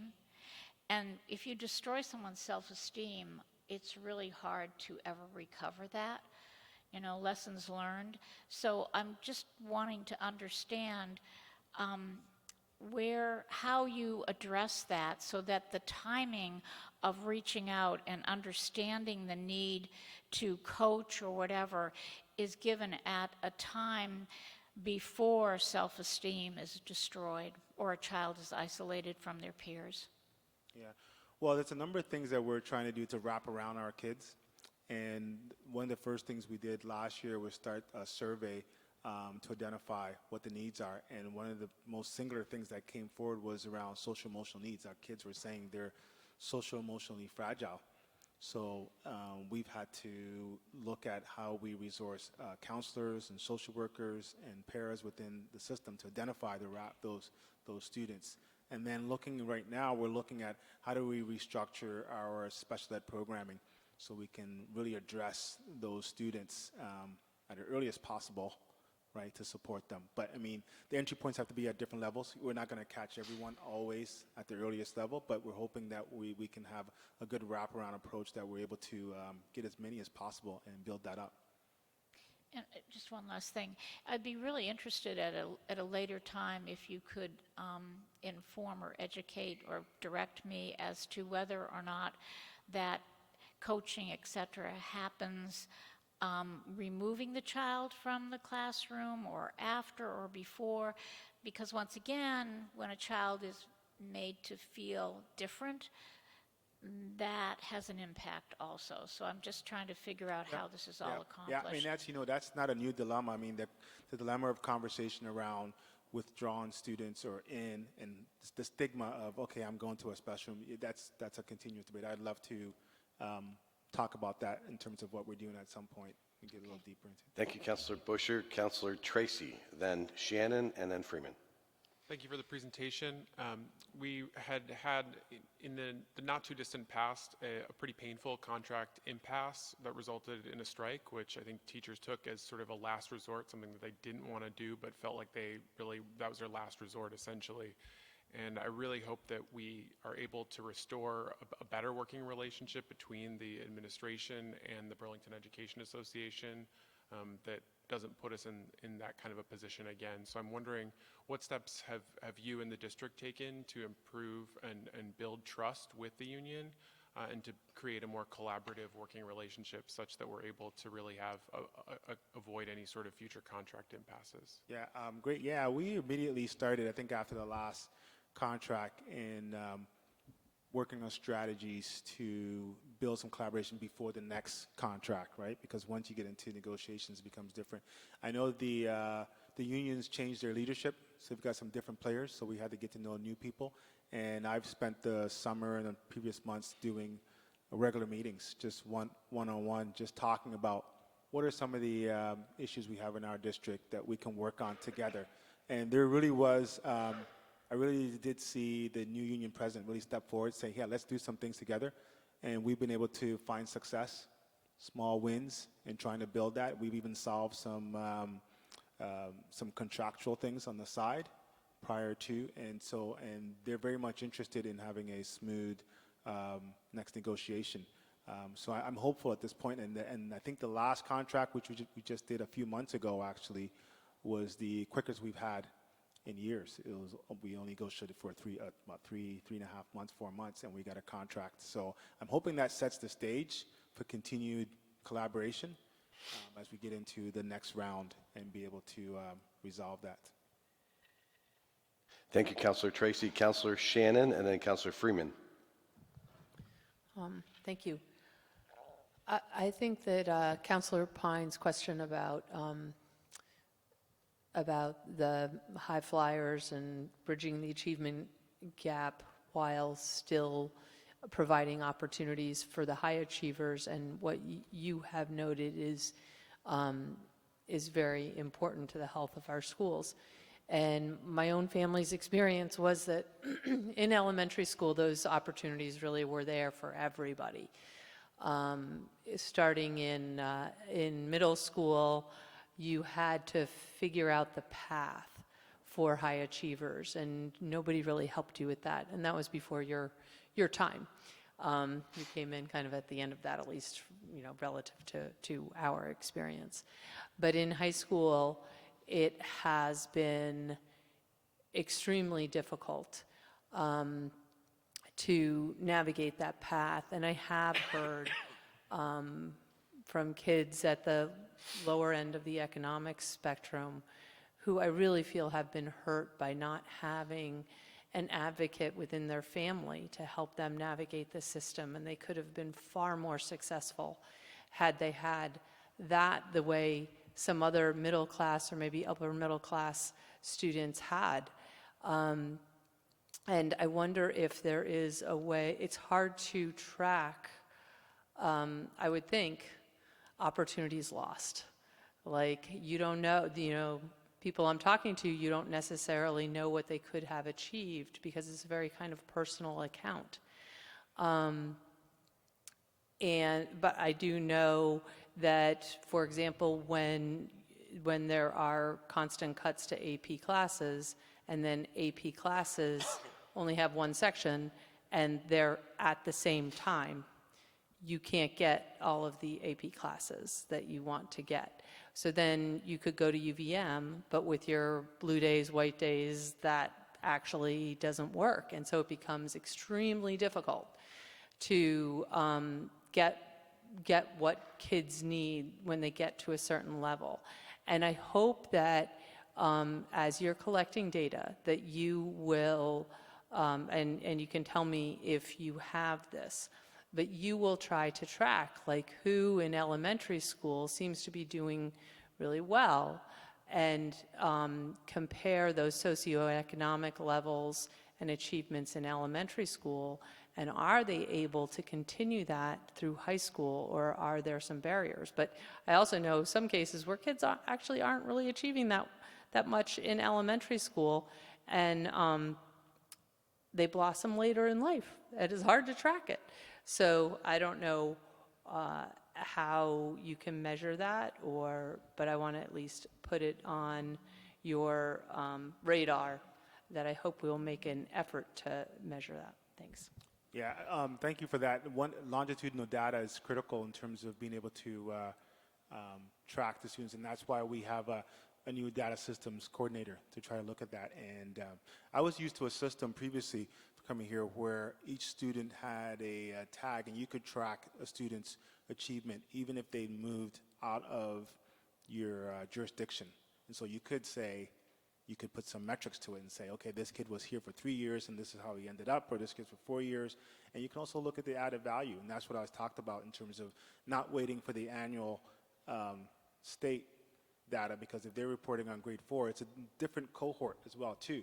But if we're able to set up systems for our own, we can monitor little Yao and be able to say, okay, he started in grade 2 and he got this far and he's here, and keep tracking him right through and see if there's added value within the year and then even beyond the year, beyond the big standardized testing pieces, but our own metrics in terms of seeing if there's added value. Because you can have a student that starts, maybe at 5% on some assessment, and then he takes the assessment and you say, oh, he's still underachieving because he's at 40%. But you can say, wow, he went 35% in 7 months. That's huge. There's something there. What made that difference? And we need to capture that and be able to monitor that. But so that is something we're looking at, and I'm hoping that our staff are able to coordinate with the types of softwares we have now, and to be able to do some good tracking and some good reporting on that. Thank you, Councillor Shannon, Councillor Freeman, and then we'll finish with Councillor Paulino. Thank you. Thank you for this presentation. It was lovely and just, tons of information. And I was curious, noticing that there's such a concerted effort towards integration and inclusion through a lot of initiatives around, just a number of things listed in this presentation. I don't think I know enough about this, and that's why I'm curious. And whatever information you could share on it would be, helpful. Something that I've been really curious about is what the schools are doing around consent education and sort of sexual assault prevention, and how that could be integrated into the curriculum. So, I was just curious what. Yeah, there's a number of programs there, and we partner with so many community agencies, and we have. They're called SAPs. I'm trying to struggle what that stands for. And they particularly work at the high schools. And they do the counseling work, and they go into classrooms. They do training around sexual education, violence, and we also have an equity director who does the bullying harassment. So there's a lot of training that happens around. One of the things I don't think we do well enough yet is to engage our students to be the leaders around some of this work, where they could be talking with their peers. I think they have a better authentic effect than the usual adults saying, let's have a conversation about this. So that's a step that we need to take for sure. Mm-hmm. And do you know at what age that sort of education is coming in and is being integrated? I mean, I know for myself, my health classes were pretty limited, and it wasn't actually till I was a college student that I was really presented with a more robust curriculum around these issues. So I'm curious. Well, we start before college for sure. Yeah. Middle school, that's when you get into some of the sensitive issues around the range of topics. And I'll say in Burlington, our students are pretty engaged, and they're pretty informed around some of these issues. So they're ready for the task. And one of the reasons why we're a restorative practices district is really setting the classroom climate a safe space to have those critical conversations. You can't get to those, and sometimes teachers aren't comfortable even getting there, so we need to lay that groundwork and be able to get into that deeper work. So thank you. Thanks so much. Thank you, Councillor Freeman. Councillor Paulino will have the final question. Thank you for coming, and giving us your presentation. I just wanted to make a comment that came up as you were speaking, and I'm speaking on behalf of a lot of my constituents, which is that, I think you cite that the budget was approved for the 5th straight year, which is fantastic. But a certain large portion of my constituency relayed to me repeatedly that they didn't understand why the school board budget is always asking for an increase. And I think we do a good job of educating the people who have kids in the schools, but I'm talking about seniors, and their pie is not getting bigger. And so I think I just wanted to relay that message, and if we could come up with what I was thinking, some kind of literature for, because I was around when the last budget, and we're coming up on a new March town meeting day. So hopefully next town meeting, I would like to see like a flyer for that group to be more well informed as to how expensive it is to hire a paraeducator for the elementary schools. Because when you look at the number, it seems astronomical, but then when you look at the breakdown, it actually isn't that much staff. At least that was what I took away from when I saw the data. So. Yeah. Thank you. Budget's always complicated, and you know what? I get those questions from the seniors in the community as well too. They come up to me and want to explain to me, about that. So we are sensitive to that, and actually we're aware of there are segments that maybe aren't in tune to the process, and we have to find ways to reach out and better communicate and help them understand so they can feel good about their investments, right? So it's continuous work, so feedback like that is helpful in terms of, and maybe we'll tap into you because you've got a connection in terms Absolutely. of... I would love to help in any way I can. And my second issue was vaping, and I just keep hearing a lot about it. I'm sure you're on top of it, but I keep reading more and more articles about harmful effects and how popular it is in the high school, and how they're discovering new effects. So I just want to convey that as well as a concern of people, multiple students that I've heard in the high school, in the bathrooms and stuff. Yeah, and it's a new topic. There's little data yet in terms of that. Matter of fact, we were just revising a policy on tobacco and drug use, and vaping wasn't in the policy when it was written. It was like, that needs to be in there because that's our new reality. So we've been having conversations around, okay, what does that look like, and how do we talk with the state around making sure that they're giving us the kind of supports to put into the new mandated policies around that. But yeah, and luckily the law changed, so hopefully that helps too. But. Thank you, Councilor Polino, and thank you, Superintendent Obeng, for that presentation. I appreciate it very much. Thank you. We hear more from you. Item number 5.03 is a resolution dealing with the Shelburne Street Roundabout project. Councilor Paul. Thank you, President Wright. I'd like to move the resolution, waive the reading, and ask for the floor back after a second. Seconded by Councilor Hanson. Councilor Paul. Thank you very much. So what we have before us is a resolution authorizing initiating a right-of-way acquisition process for the Shelburne Street Roundabout project as the next step in the project's progress. It's important to note that this project is not a Burlington project. It is a project being done by the Vermont Agency of Transportation because it's on Route 7, which is a state highway, or a state roadway, I should say. After over a year of working with abutting property owners to arrive at right-of-way agreements, this is the next step. There are some properties that remain despite efforts to arrive at an agreement.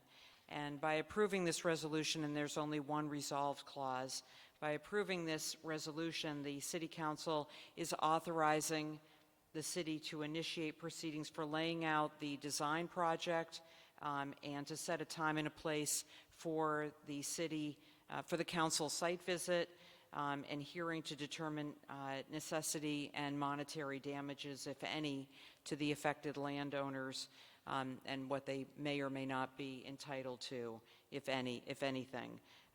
There are several people that are here, actually a lot of people that are here just for this agenda item. We have 4 people from DPW, Laura Wheelock, Olivia Jerice, Norm Baldwin and Chapin Spencer. We have Justin Rose, who is here from Dunkill Sanders, our counsel on this project. Lenny Gluck with the state is also here. Any of these people can answer any specific questions that counselors might have.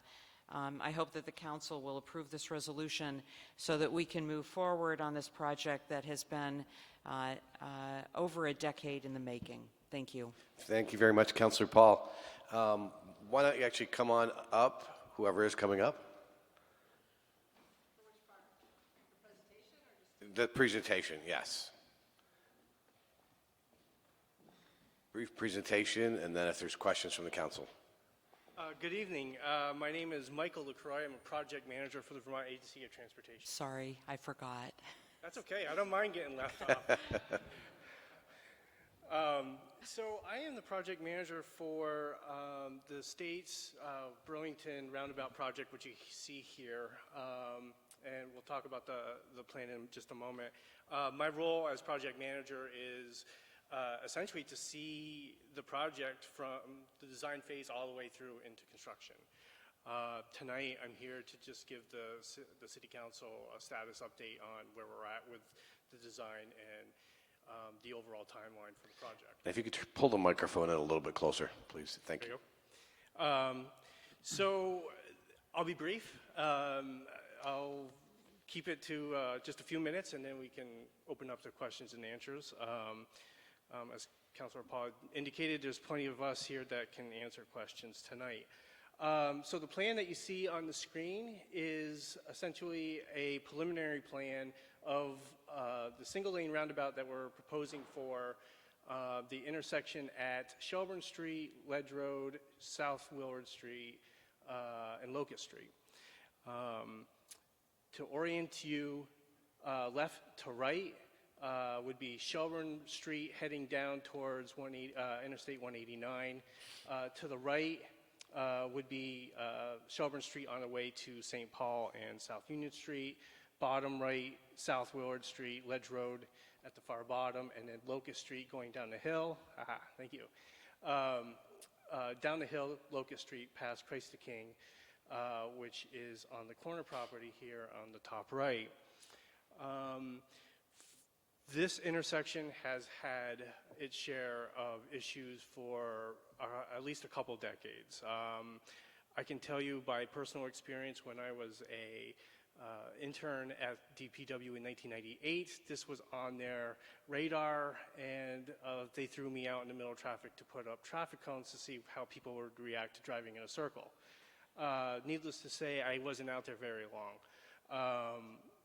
This project then got the attention, or the intersection, I should say, the intersections issues got the attention of the Regional Planning Commission in the early 2000s and started to do a semi-scoping effort to really sit down and figure out what the issues were and what are possible solutions to fix it.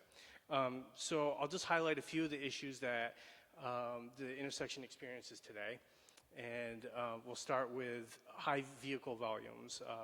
The intersection sees 19,000 cars a day, which is fairly significant throughout Vermont, probably less so in Burlington, but it's still a fair amount of traffic. It's a high crash location. It's been a high crash location for at least 15 years. The last two high crash location reports, 5 years starting in 2006, there were 53 reported collisions, which is a significant amount. 5 years later, there was 50 reported crashes in 5 years, which tells us and indicates to us that there's no improvement by just leaving the intersection as is. As you're probably well aware of the intersection, being residents of the city, you know there's a lot of pavement out there. The existing quote-unquote rotary that is out there, which is essentially just a raised curb island, is too small, and it's got an awkward shape. It restricts certain turning movements, particularly left turns can be an issue there. And sight distance and sight lines for those turning movements are also inadequate. There's a high number of left turns, which exacerbates that issue.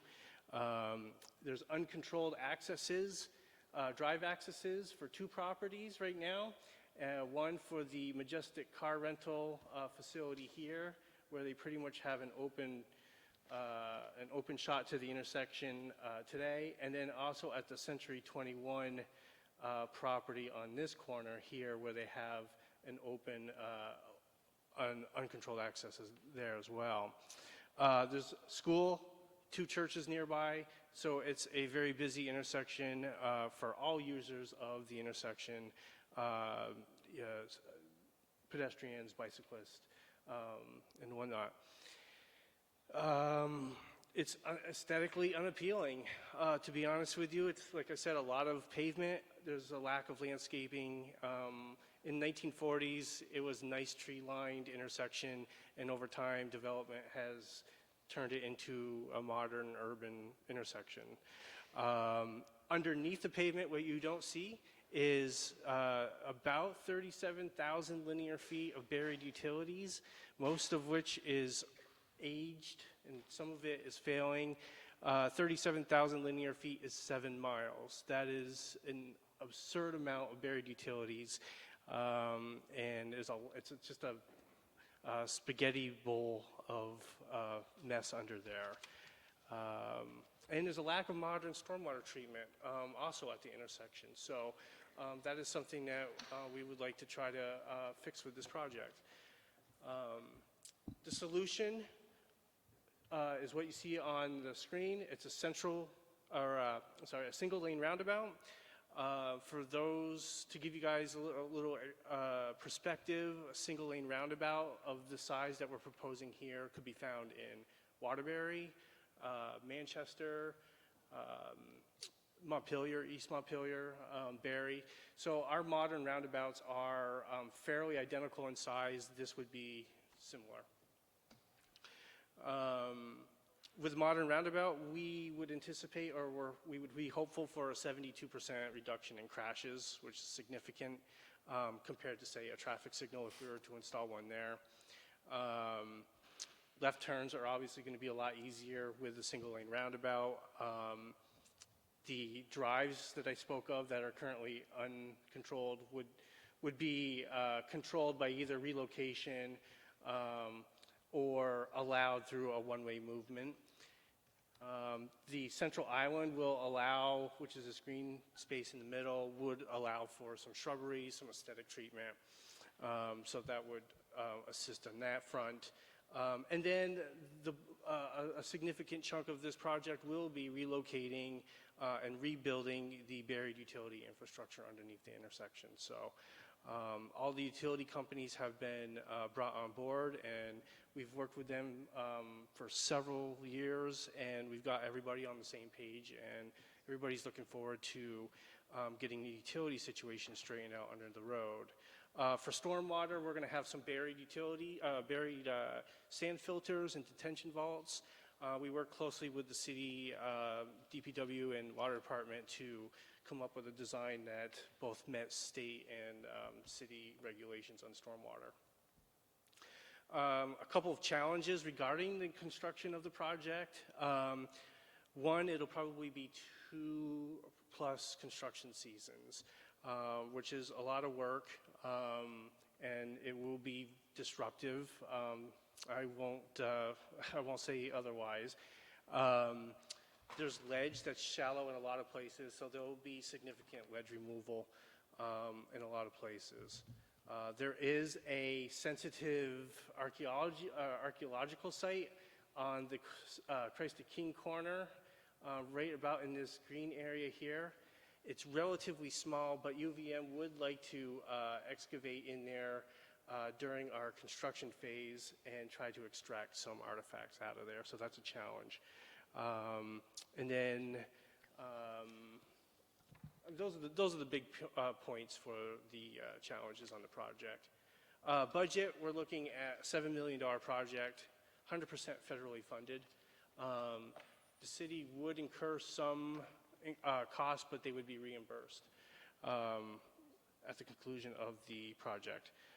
Just to kind of give you an idea of what we spent so far, we've spent about $888,000 on engineering, so we're about 93% of the way through there. We've spent about $154,000 on rights of way. And then the city, any sort of cost that the DPW has incurred, like I said, would be reimbursed, and also a sewer relining project that DPW would commence before the actual roundabout construction commences is also 100% reimbursable. So we are currently at the right-of-way phase, as Councilor Paul had indicated. We had initially had, I think, 4 or 5 properties that we were going to look to seek condemnation against. That number is now down to 2, and one of those properties we feel will have a signature imminent. So it's my hope that we would just have just the one property to condemn against.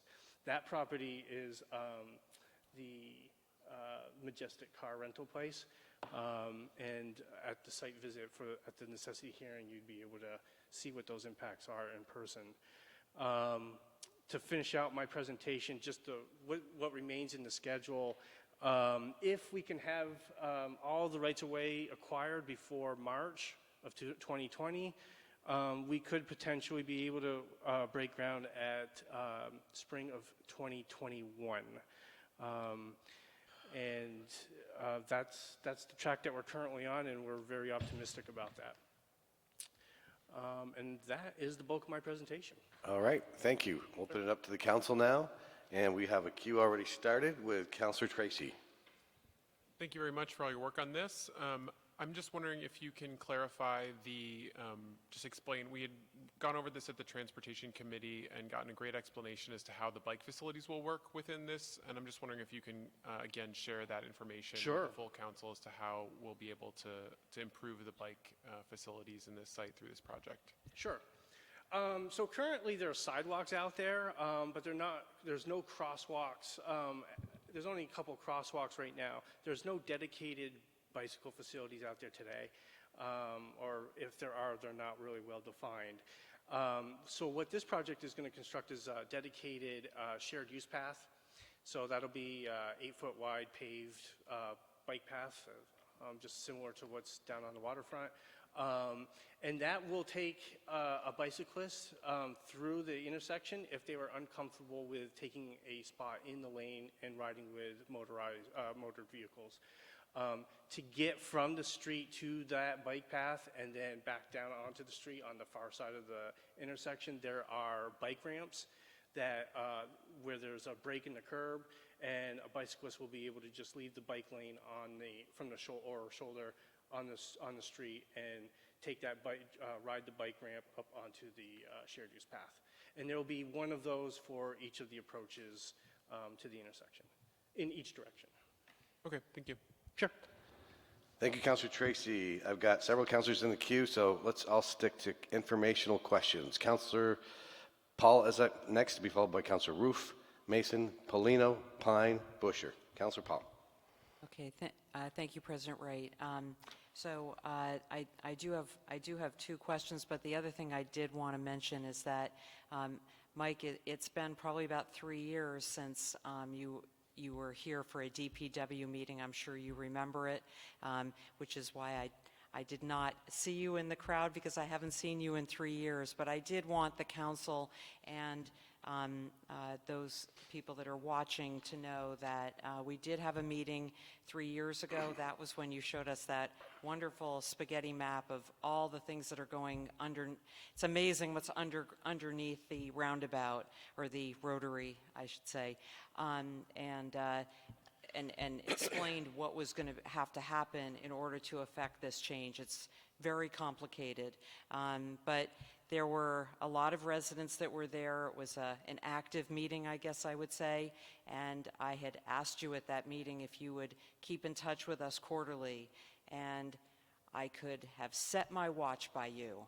You have communicated with particularly those counselors that are directly impacted by this, as well as staff, the city staff, like clockwork. And I am personally, I am grateful. You've made it possible for us to be able to convey to our constituents what's going on with this project, and it has kept on a fairly active trajectory. So thank you very, very much, and my apologies for not noticing that you were here.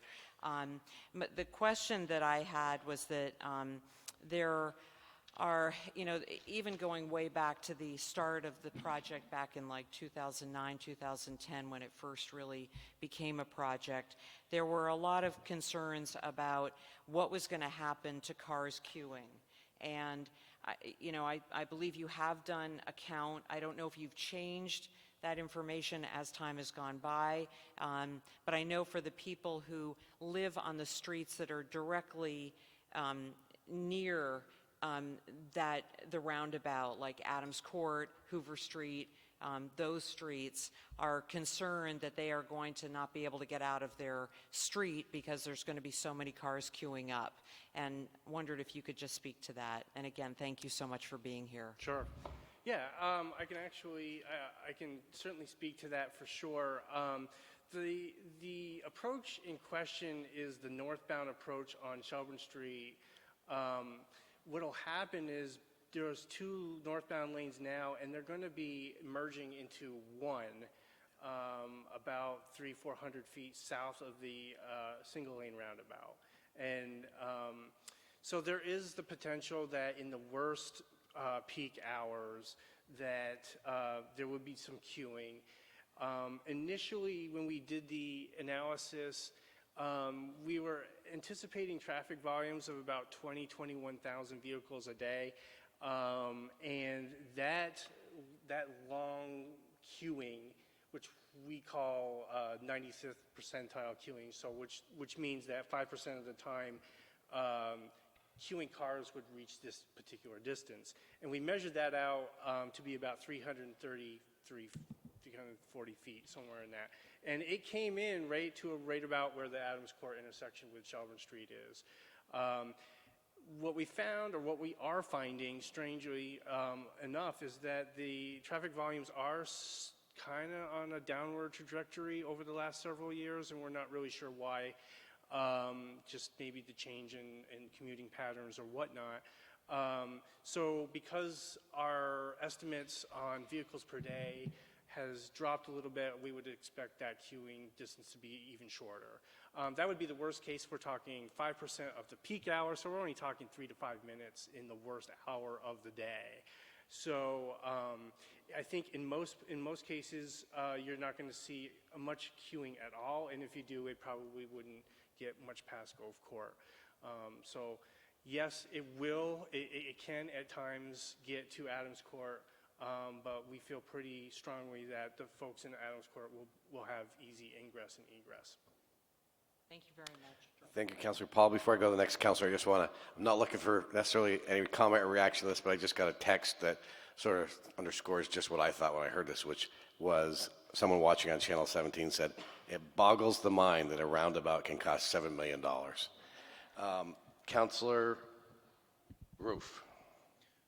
Thank you, President Wright. Thank you for being here. My question is also about volume.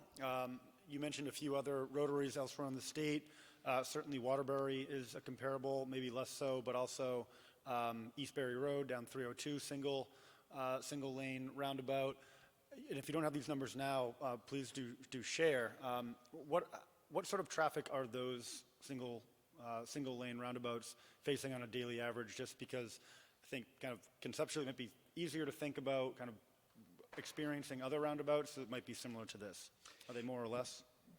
So the Shelburne Street roundabout will probably see the most volume, daily volume for a single lane roundabout in Vermont. At 19,000 cars a day, that is far more than Manchester or Eastbury. I think they're coming in about 9,000 to 11,000 a day. Waterbury would be the next closest. I think they're at 16,000 cars a day. There are very little queuing and capacity issues at that roundabout. I do want to add that this is a safety project. I guess I wasn't necessarily clear about that. The Waterbury roundabout was also a safety project, And our initial analysis of crashes at the Waterbury roundabout have decreased by 100%, which is kind of an abnormality for roundabouts, but it does give you, that's testament to what they're capable of. I'm not guaranteed that we'll get 100% crash reduction here, but we're pretty optimistic that we would see a dramatic drop. 19,000 cars a day at a roundabout is actually not, at a single lane roundabout, is actually not even the highest at the threshold. There are a lot of states that put in single lane roundabouts where there are arterial approaches at 25,000 cars a day. So we're very confident that the single lane roundabout will have enough capacity. If in the unlikely event or in 40 years, you know, the intersection sees more than 25,000 cars a day, there is some space in here where there could be a second lane could be added to turn it into a hybrid roundabout, which would add to the capacity. Thank you. Thank you, Councilor Roof. Councilor Mason. Thank you, President Wright. As someone who lives in the South End and travels this on a daily basis, you know, just last week alone, there were 2 accidents, and I witnessed a car, almost another accident, making sort of a left-hand turn out of Locust, avoiding the roundabout completely. So this is necessary. My question maybe for DPW, I took a little pause on the scheduled timing. I know we've had much conversation about, you know, not doing simultaneous construction of the roundabout and the Shelburne Parkway, and I heard spring of 2021. So I'm curious how those don't hit each other. And I say that sort of with a little bit of PTSD for what's going on now. I'm just concerned about both, you know, accesses to the center of Burlington being under construction at the same time. Right, so both of the projects have their own traffic management plan that's been prepared, and they both do require each other in generally a free-flowing two-way capacity to be able to be constructed. I feel like the roundabout has always been sensitive to the Champlain Parkway's schedule and trying to be responsive to it. We have only talked, you know, internally about how that might play out if for some reason the Pine Street corridor on the Parkway project is still very active and won't provide the volumes that are necessary to construct the roundabout. The plan as it related to the traffic management for the roundabout was to do it during daytime construction, to reduce it down to being, you know, 1 lane each way, certain times a day. It could even go to flagger control, detours, and so on and so forth. It's extensive, and we recognize that, and we also recognize the priority of constructing the Parkway and the benefit that it could have to the roundabout's construction if it was in a free-flowing mode. I know it doesn't directly answer your question, but I think that there's a few cards that are still in the air to kind of... So I guess, will there be, I appreciate that, and I'm not trying to hold you, but will there be a further opportunity for comment? Because I know I have my own view on scheduling, so and I'm sure there are many others that would like to weigh in as well. So I guess what I'm asking is, will there be, I appreciate we're moving forward with a necessity and that's a required part, but will there be a further opportunity to engage in a dialogue with DPW about how do we sequence these without them being at the same time? I think that there's still an opportunity. Both projects kind of have, you know, a hurdle to still overcome before they're released for construction, and that once those milestones, you know, are completed and a freer schedule becomes available, you know, that we can look at what the mitigation challenges will be. Thank you. Thank you, Councilor Mason. Councilor Polino, then Pine, and then Councilor Busher will have the last question. So my question was about can you talk a little bit more about the hybrid roundabout? Because as I understand it, according to your memo, what seemed to disqualify that option was a .101 score that would disqualify it from federal funding. And I'm struggling with the numbers for, in terms of like public good. You know, there's this language in the necessity proceeding that it's the best option for public good. And I get it that we have to qualify for the free funding. It's $7 million that we're not paying for, so I think that it's worth a hard look. It sounds like you've been looking at it for 10 years. It's hard for me to say that you didn't thoroughly consider everything, but can you talk about, I do have concerns that this could be a potential headache going forward because of the amount of cars that go into it. So I don't feel that Waterbury is a tight roundabout. So can you also talk about its comparison? Like, are the lanes going to be as wide? Is the field of vision into the roundabout going to be as clear as in Waterbury? Yeah, in comparison to the Waterbury roundabout, almost everything is going to be identical. Size, sight lines, and distances will be pretty identical. Obviously, you're coming down South Willard Street, so there's a grade there. That's going to get flattened out a little bit.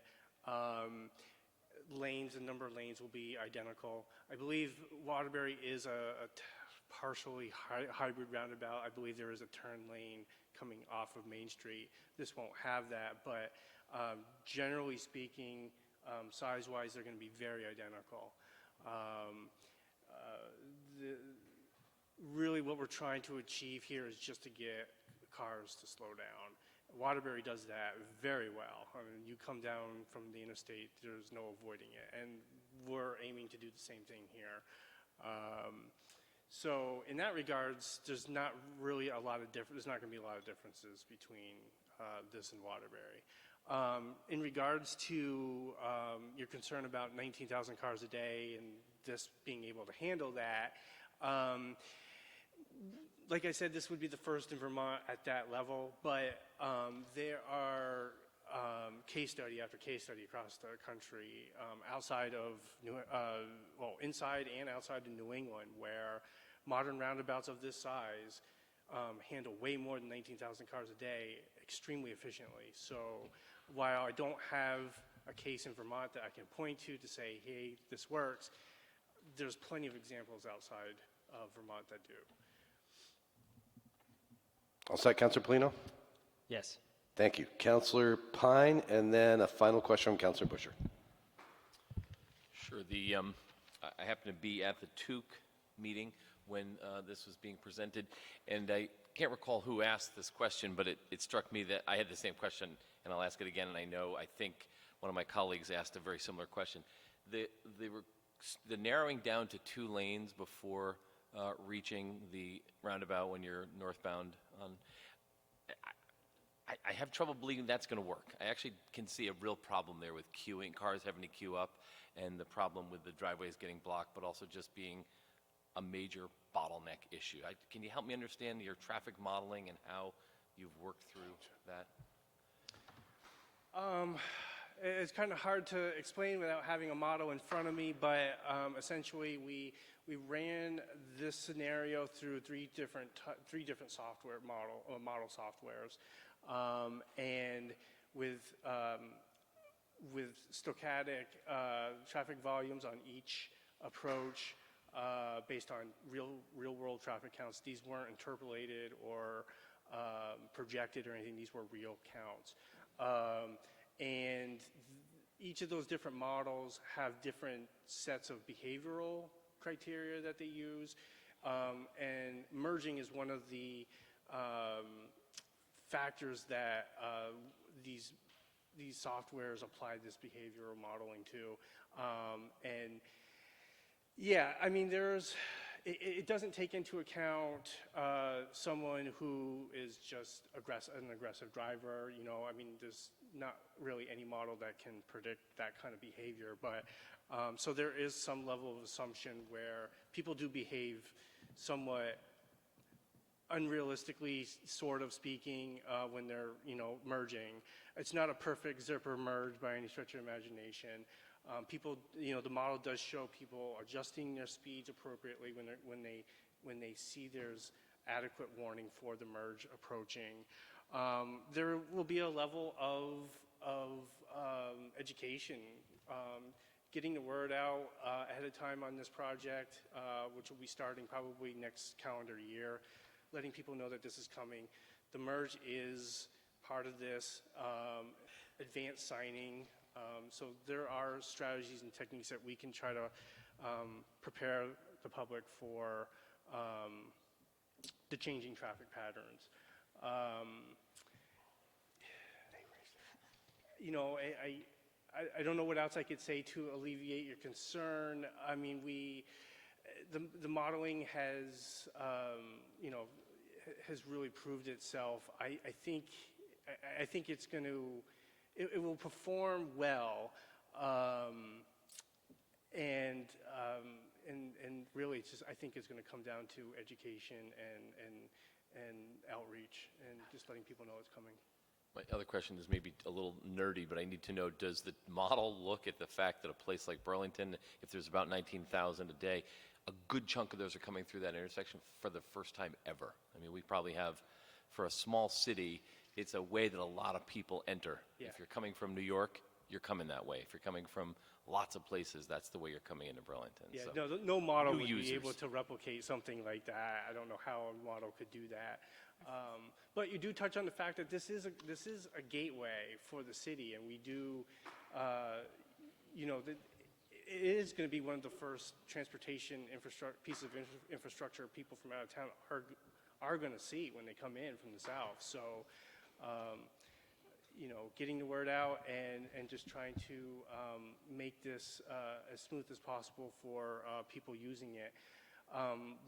We've had really great success on our other roundabouts in Vermont in terms of people adjusting to the roundabouts. There are always going to be those people that don't like change and will poo-poo roundabouts, but for the most part, we've had really great reception with them, and they've been functioning fantastically. I don't think that the merge is going to be a deal breaker on this. thanks. Thank you, Councillor Pine. Councillor Busher. Just a statement, then a couple of really quick questions based on the Short statement. memo that we had. So I hope DPW, and if indeed Pine and the Rotary are done simultaneously, I hope people have thought, or even if when the Rotary's done, I think a lot of people might get onto Main Street and then go onto Williston Road and then get on the interstate to go on the bypass to avoid this and then get on Route 7. So I know that many of you probably know how busy it is at the time of at 4:30 till 5:30, well, 3:30 to 5:30. And in the morning, and I'm concerned about that traffic and how we're going to accommodate that. I'm just making that statement that I think that people are going to be frustrated and try to find other ways and find themselves in another kind of traffic jam. But anyways, that's just my 2 cents on that. The communication was written a little bit ago, so one of the statements was that Burlington Telecom had not given you a plan for relocation. Has that happened now? Not that I'm aware of, no. Okay. So then the other thing was that, can you point out for me, you talk about ledge removal. Is ledge everywhere, or is it just isolated in one area, or what are you talking about? Ledge is in, you know what, I'll just say it, ledge is everywhere. It's probably easier for me to point out where ledge isn't, and some of it is very shallow too. So we do actually have ledge outcroppings here where you can actually see it at the ground So level. will there be a lot of blasting then? Well, we can't tell the contractor how to remove the ledge. We have to tell them that they have to remove the ledge. They are going to have to be very sensitive to the fact that this is a residential neighborhood and that there are gas stations around and Right. there's going to be moving traffic. So they will have to take the necessary precautions when removing the ledge. And the last thing is Stantec was going to do borings and tell you about a mitigation or removal plan for soil and groundwater. Has that happened yet? That has not happened yet. It should be happening either this month or next. Okay. Thank you, Councillor. Well, President Wright, so will who will get that information? How will we know, especially the counselors who represent that section of the city, how will we know all these pieces and parts are done? Will we get a communication from somebody? I would imagine it'll be more publicly facing in the quarterly update. The reports and results, VTrans has been very transparent about sending it to DPW for our review, our questions, our comments. We've worked closely in that regard. Okay, thank you. And this ultimately comes back here again, right? Right, so if we want to go into what we're here for tonight, it's to, Yeah. request to kind of start the proceedings, to be able to go through the condemnation process. And then, yes, we would be back for a site visit and another motion or action at the end of October. Okay, so we will have another opportunity at this. Councilor Shannon? Thank you. Did I hear you correctly that we can expect 3 to 5 minute queuing at peak times? Did I hear that correctly? 5% of the time, traffic queuing could exceed the 340, 350-foot mark on the southern approach. So, Okay, I mean, so I did not hear that correctly. Okay. Okay, thank you. That's good. No, I'm sorry, I got more. The Waterbury roundabout with 16,000 cars a day, you say is almost identical, but I would point out that the Waterbury roundabout is only 3 main arms with kind of a second arm that merges into one of them. But this roundabout is 5 arms, and I would think that that would be a distinct difference. No? Technically, this roundabout would be 4 approaches. Ledge Road actually doesn't directly enter the roundabout. Similar to the condition that's out there today, we would try to get people coming off Ledge Road, or we will get people coming off Ledge Road to force them into the roundabout rather than trying to take a left here. That'd be a safety issue that, well, it exists today that is dangerous, and we really need to avoid that here. So technically, there would be 4. It would be South Willard, it would be Shelburne Street coming from the north, Locust Street, and then Shelburne Street / Ledge Road coming from the south. That sounds like 5 to me, because Ledge Road does go into the roundabout, but it would be good to know if, I don't think the comparison has to be in Vermont. I actually think that Vermont drivers are probably of equal intelligence of the rest of the nation. But it would be nice to know a comparison somewhere in the Northeast that we might be familiar with, because this doesn't seem to me like it's going to work like Waterbury. My recollection from probably 10 years ago when this project started was we were talking about a potential 2-lane roundabout, and the decision was made to go with the 1. But I think everybody always kind of had some reservations about it, and I thought that we had agreed on an option that allowed for a possibility of going to 2 if it was needed. Is there any element of this design that gives that kind of flexibility? Yeah, there is. I mentioned it once before, but Sorry. The early on when the two took this to vote, I can't remember the year, 2008 probably. They pushed hard for the hybrid roundabout, which would have been having the second northbound lane, so the outside lane would go just straight up South Willard Street. Yeah. Kind of like what is out there today. And when the scopers looked at it, the cost to add that lane exceeded the cost-benefit analysis, which would disqualify it for federal funding. However, what we did do is we are essentially, we changed the geometry of the single-lane roundabout, pushed it north, and we left this green space here in front of the Majestic area, which is still in the city's right-of-way, street right-of-way. And so that would accommodate a future,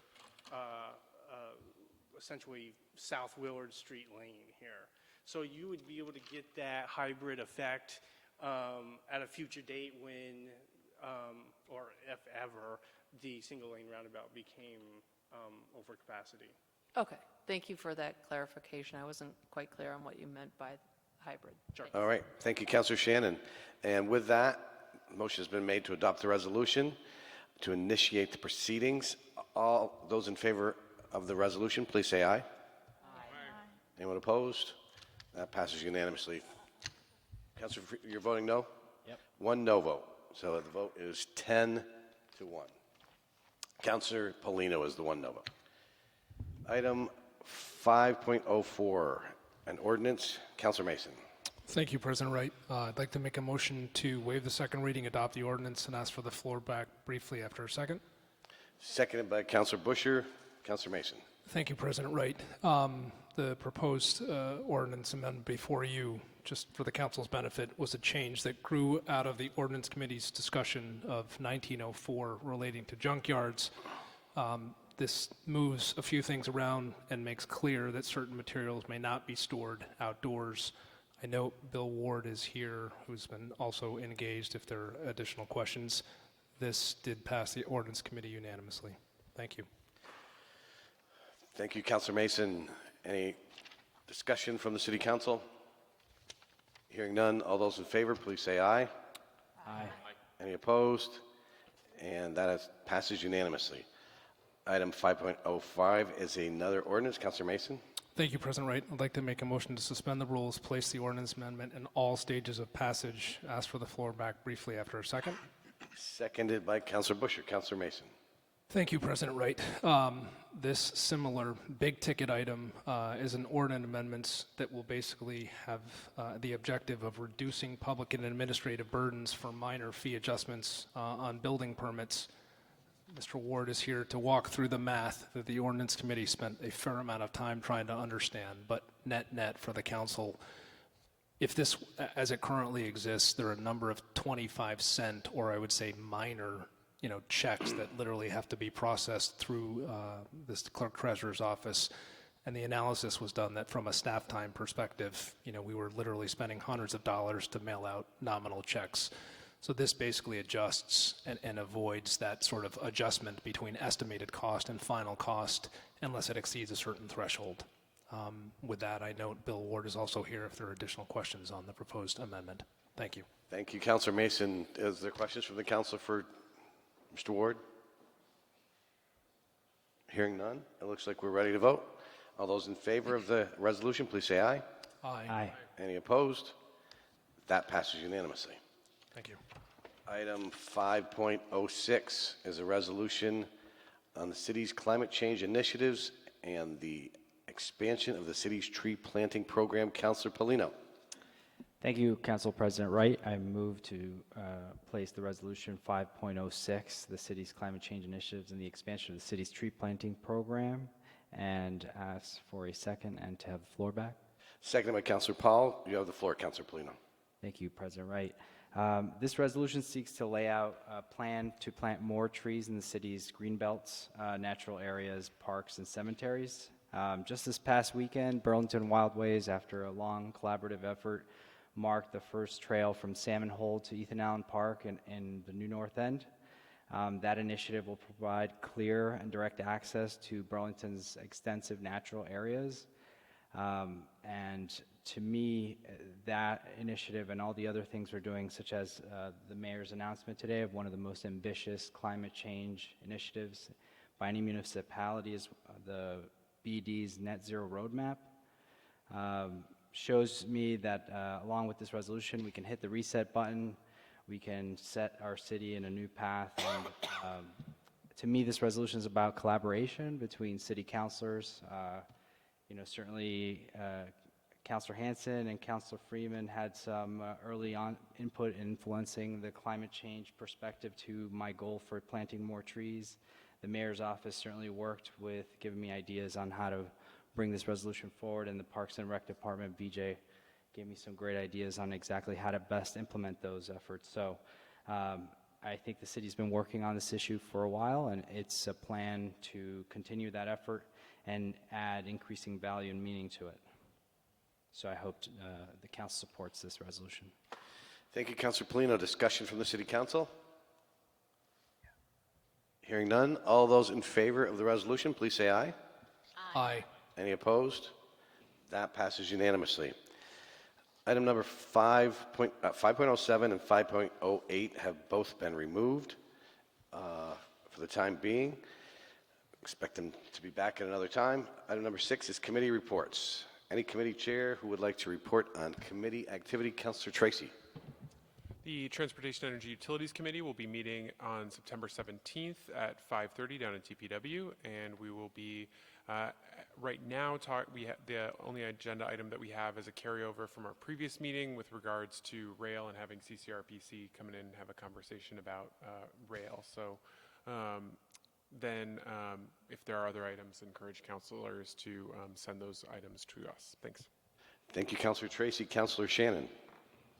Thank you, President Wright. The PAC committee will be meeting on Wednesday from 5:30 to 7 here in Contois, and we will be getting an update on Everyone Loves a Parade, the resolution that the council passed, as well as Moran and Memorial Auditorium, and the off-leash dog area ordinance and policy.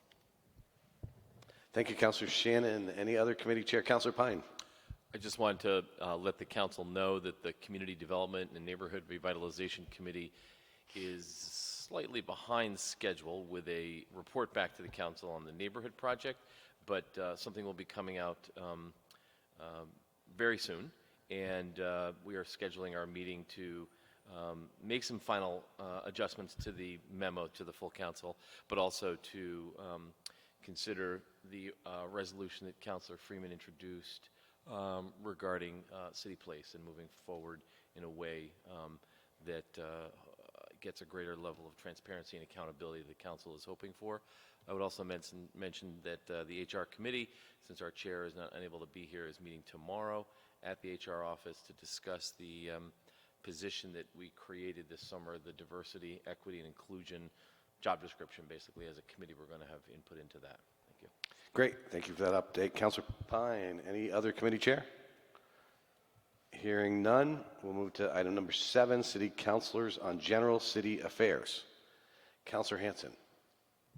Thanks. I just wanted to highlight, we had someone in public comment mention this as well, but we're talking a lot about climate change, which I'm really happy about and excited to continue to work on. There is the global climate strike on September 20th, and that kind of started with student strikes in Europe with Greta Thunberg, 16-year-old activist who really launched a movement of striking on climate and really pushing our society into action through that. So there will be a strike in Burlington as well, it culminates in a gathering in front of City Hall on Friday the 20th at noon, and then there's going to be a week of climate action following that with a variety of actions around the state of Vermont.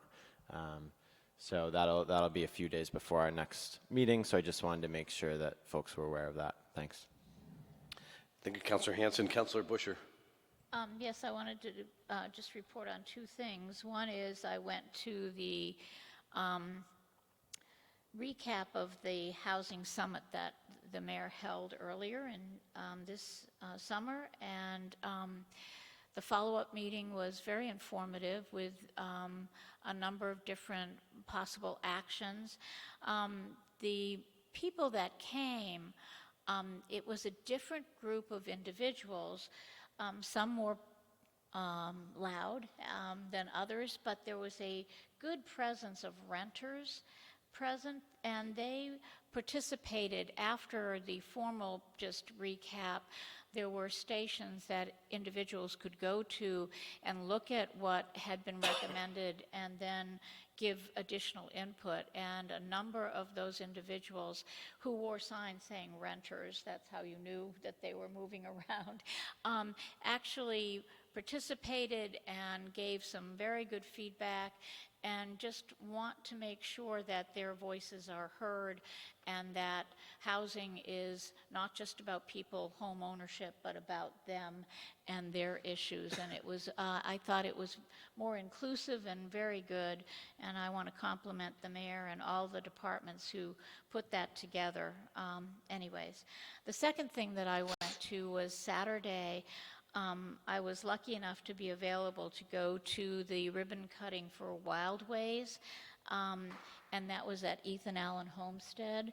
And it was, I was incredibly moved, but there were a number of participants, you know, Parks and Rec and the Wild Ways and Intervale, etc. But the Abernathy had a presence there too, and they did a ceremony coming in to the place where people were making statements, and then their leader spoke about. It was a very spiritual and moving statement about the land and our obligation to the land. And just very fitting. It was really moving. And I just wanted to recognize a counselor who is no longer present on the council, but very active and still involved, Councilor Richard Dean, who really brought Wild Ways forward. And I think this is a really important accomplishment to protect the Wild Ways and funnel people into enjoying and respecting nature, but not destroying it. And so I just wanted to make that statement also. Thank you, Councillor Busher. Any other councillor? Hearing none, we will conclude that item. Number 8, there is no update from the council president tonight. So number 9, Mr. Mayor, bring us home. Thank you, President Wright. Just a couple items from me. I too was at the event on Saturday for the launch of Burlington Wild Ways, and I do just want to make it clear, in addition to Councilor Busher's statement, that the occasion opened this new 5.5-mile stretch of marked trail now that spans from Salmon Hole out to Ethan Allen Park.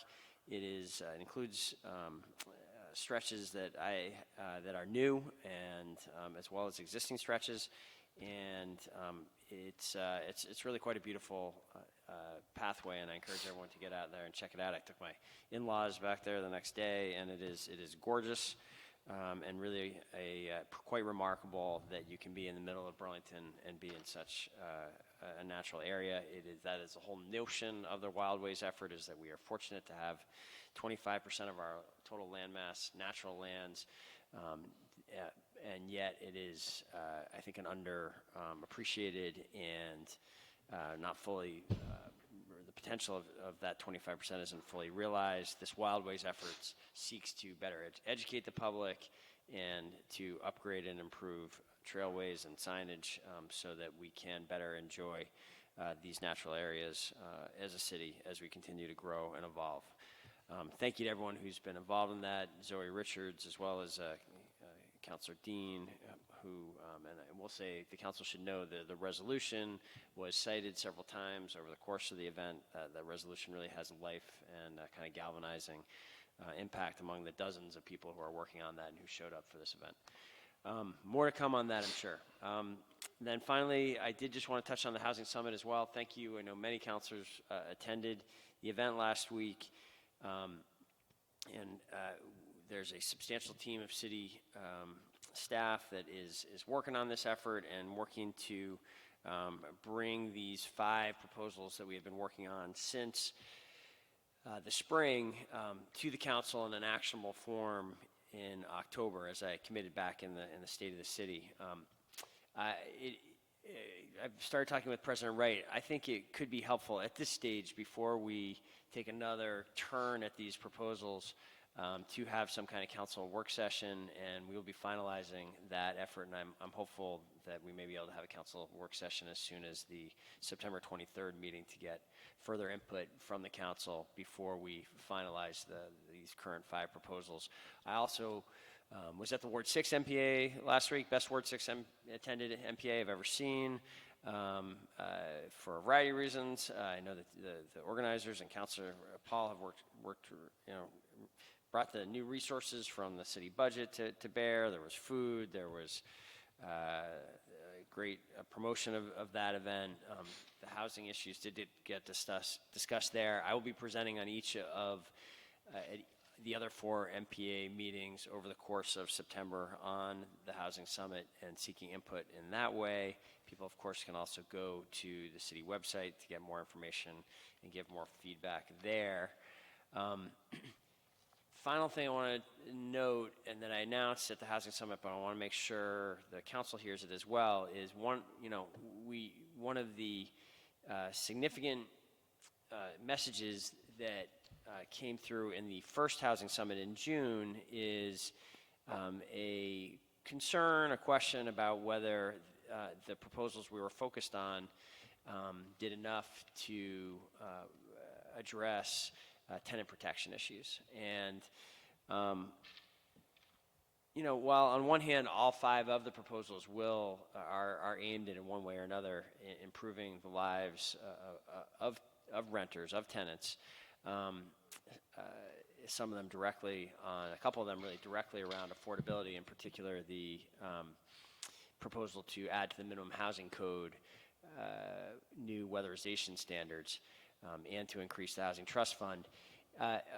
We thought it was a fair question and a question that is resonant at a time when numerous other states are taking a look at their tenant protection laws. We've seen substantial action in New York and in Oregon, and even though I think we are confident in the notion that Burlington has very strong rules and institutions in this area, we didn't want to rest on those laurels, and we have opened up a review of the city's tenant protection efforts. I've tasked CEDO with writing a memo that reviews both new ideas about additional tenant protections, renter protections that have been offered locally, as well as to take a kind of national look across the landscape and see if there are any opportunities for further improvement or refinement of our tenant protection efforts. And I do think 3 or 4 things are, I don't know what it's going to be, but I think a number of things are likely to come out of that. The intent is to deliver this memo to the council by the end of October, with the thought that we would work together from there to consider some additional changes. So that's another evolution, another piece of work that has come out of the housing work since the spring that we are actively pursuing. With that, President Wright, that's all for me tonight. I hope everyone has a great couple weeks. We'll see you back on the 23rd. Thank you, Mr. Mayor. Motion to adjourn. Councilor Roof, seconded by Councilor Hanson. All those in favor, please say aye. Aye. Any opposed? We are adjourned.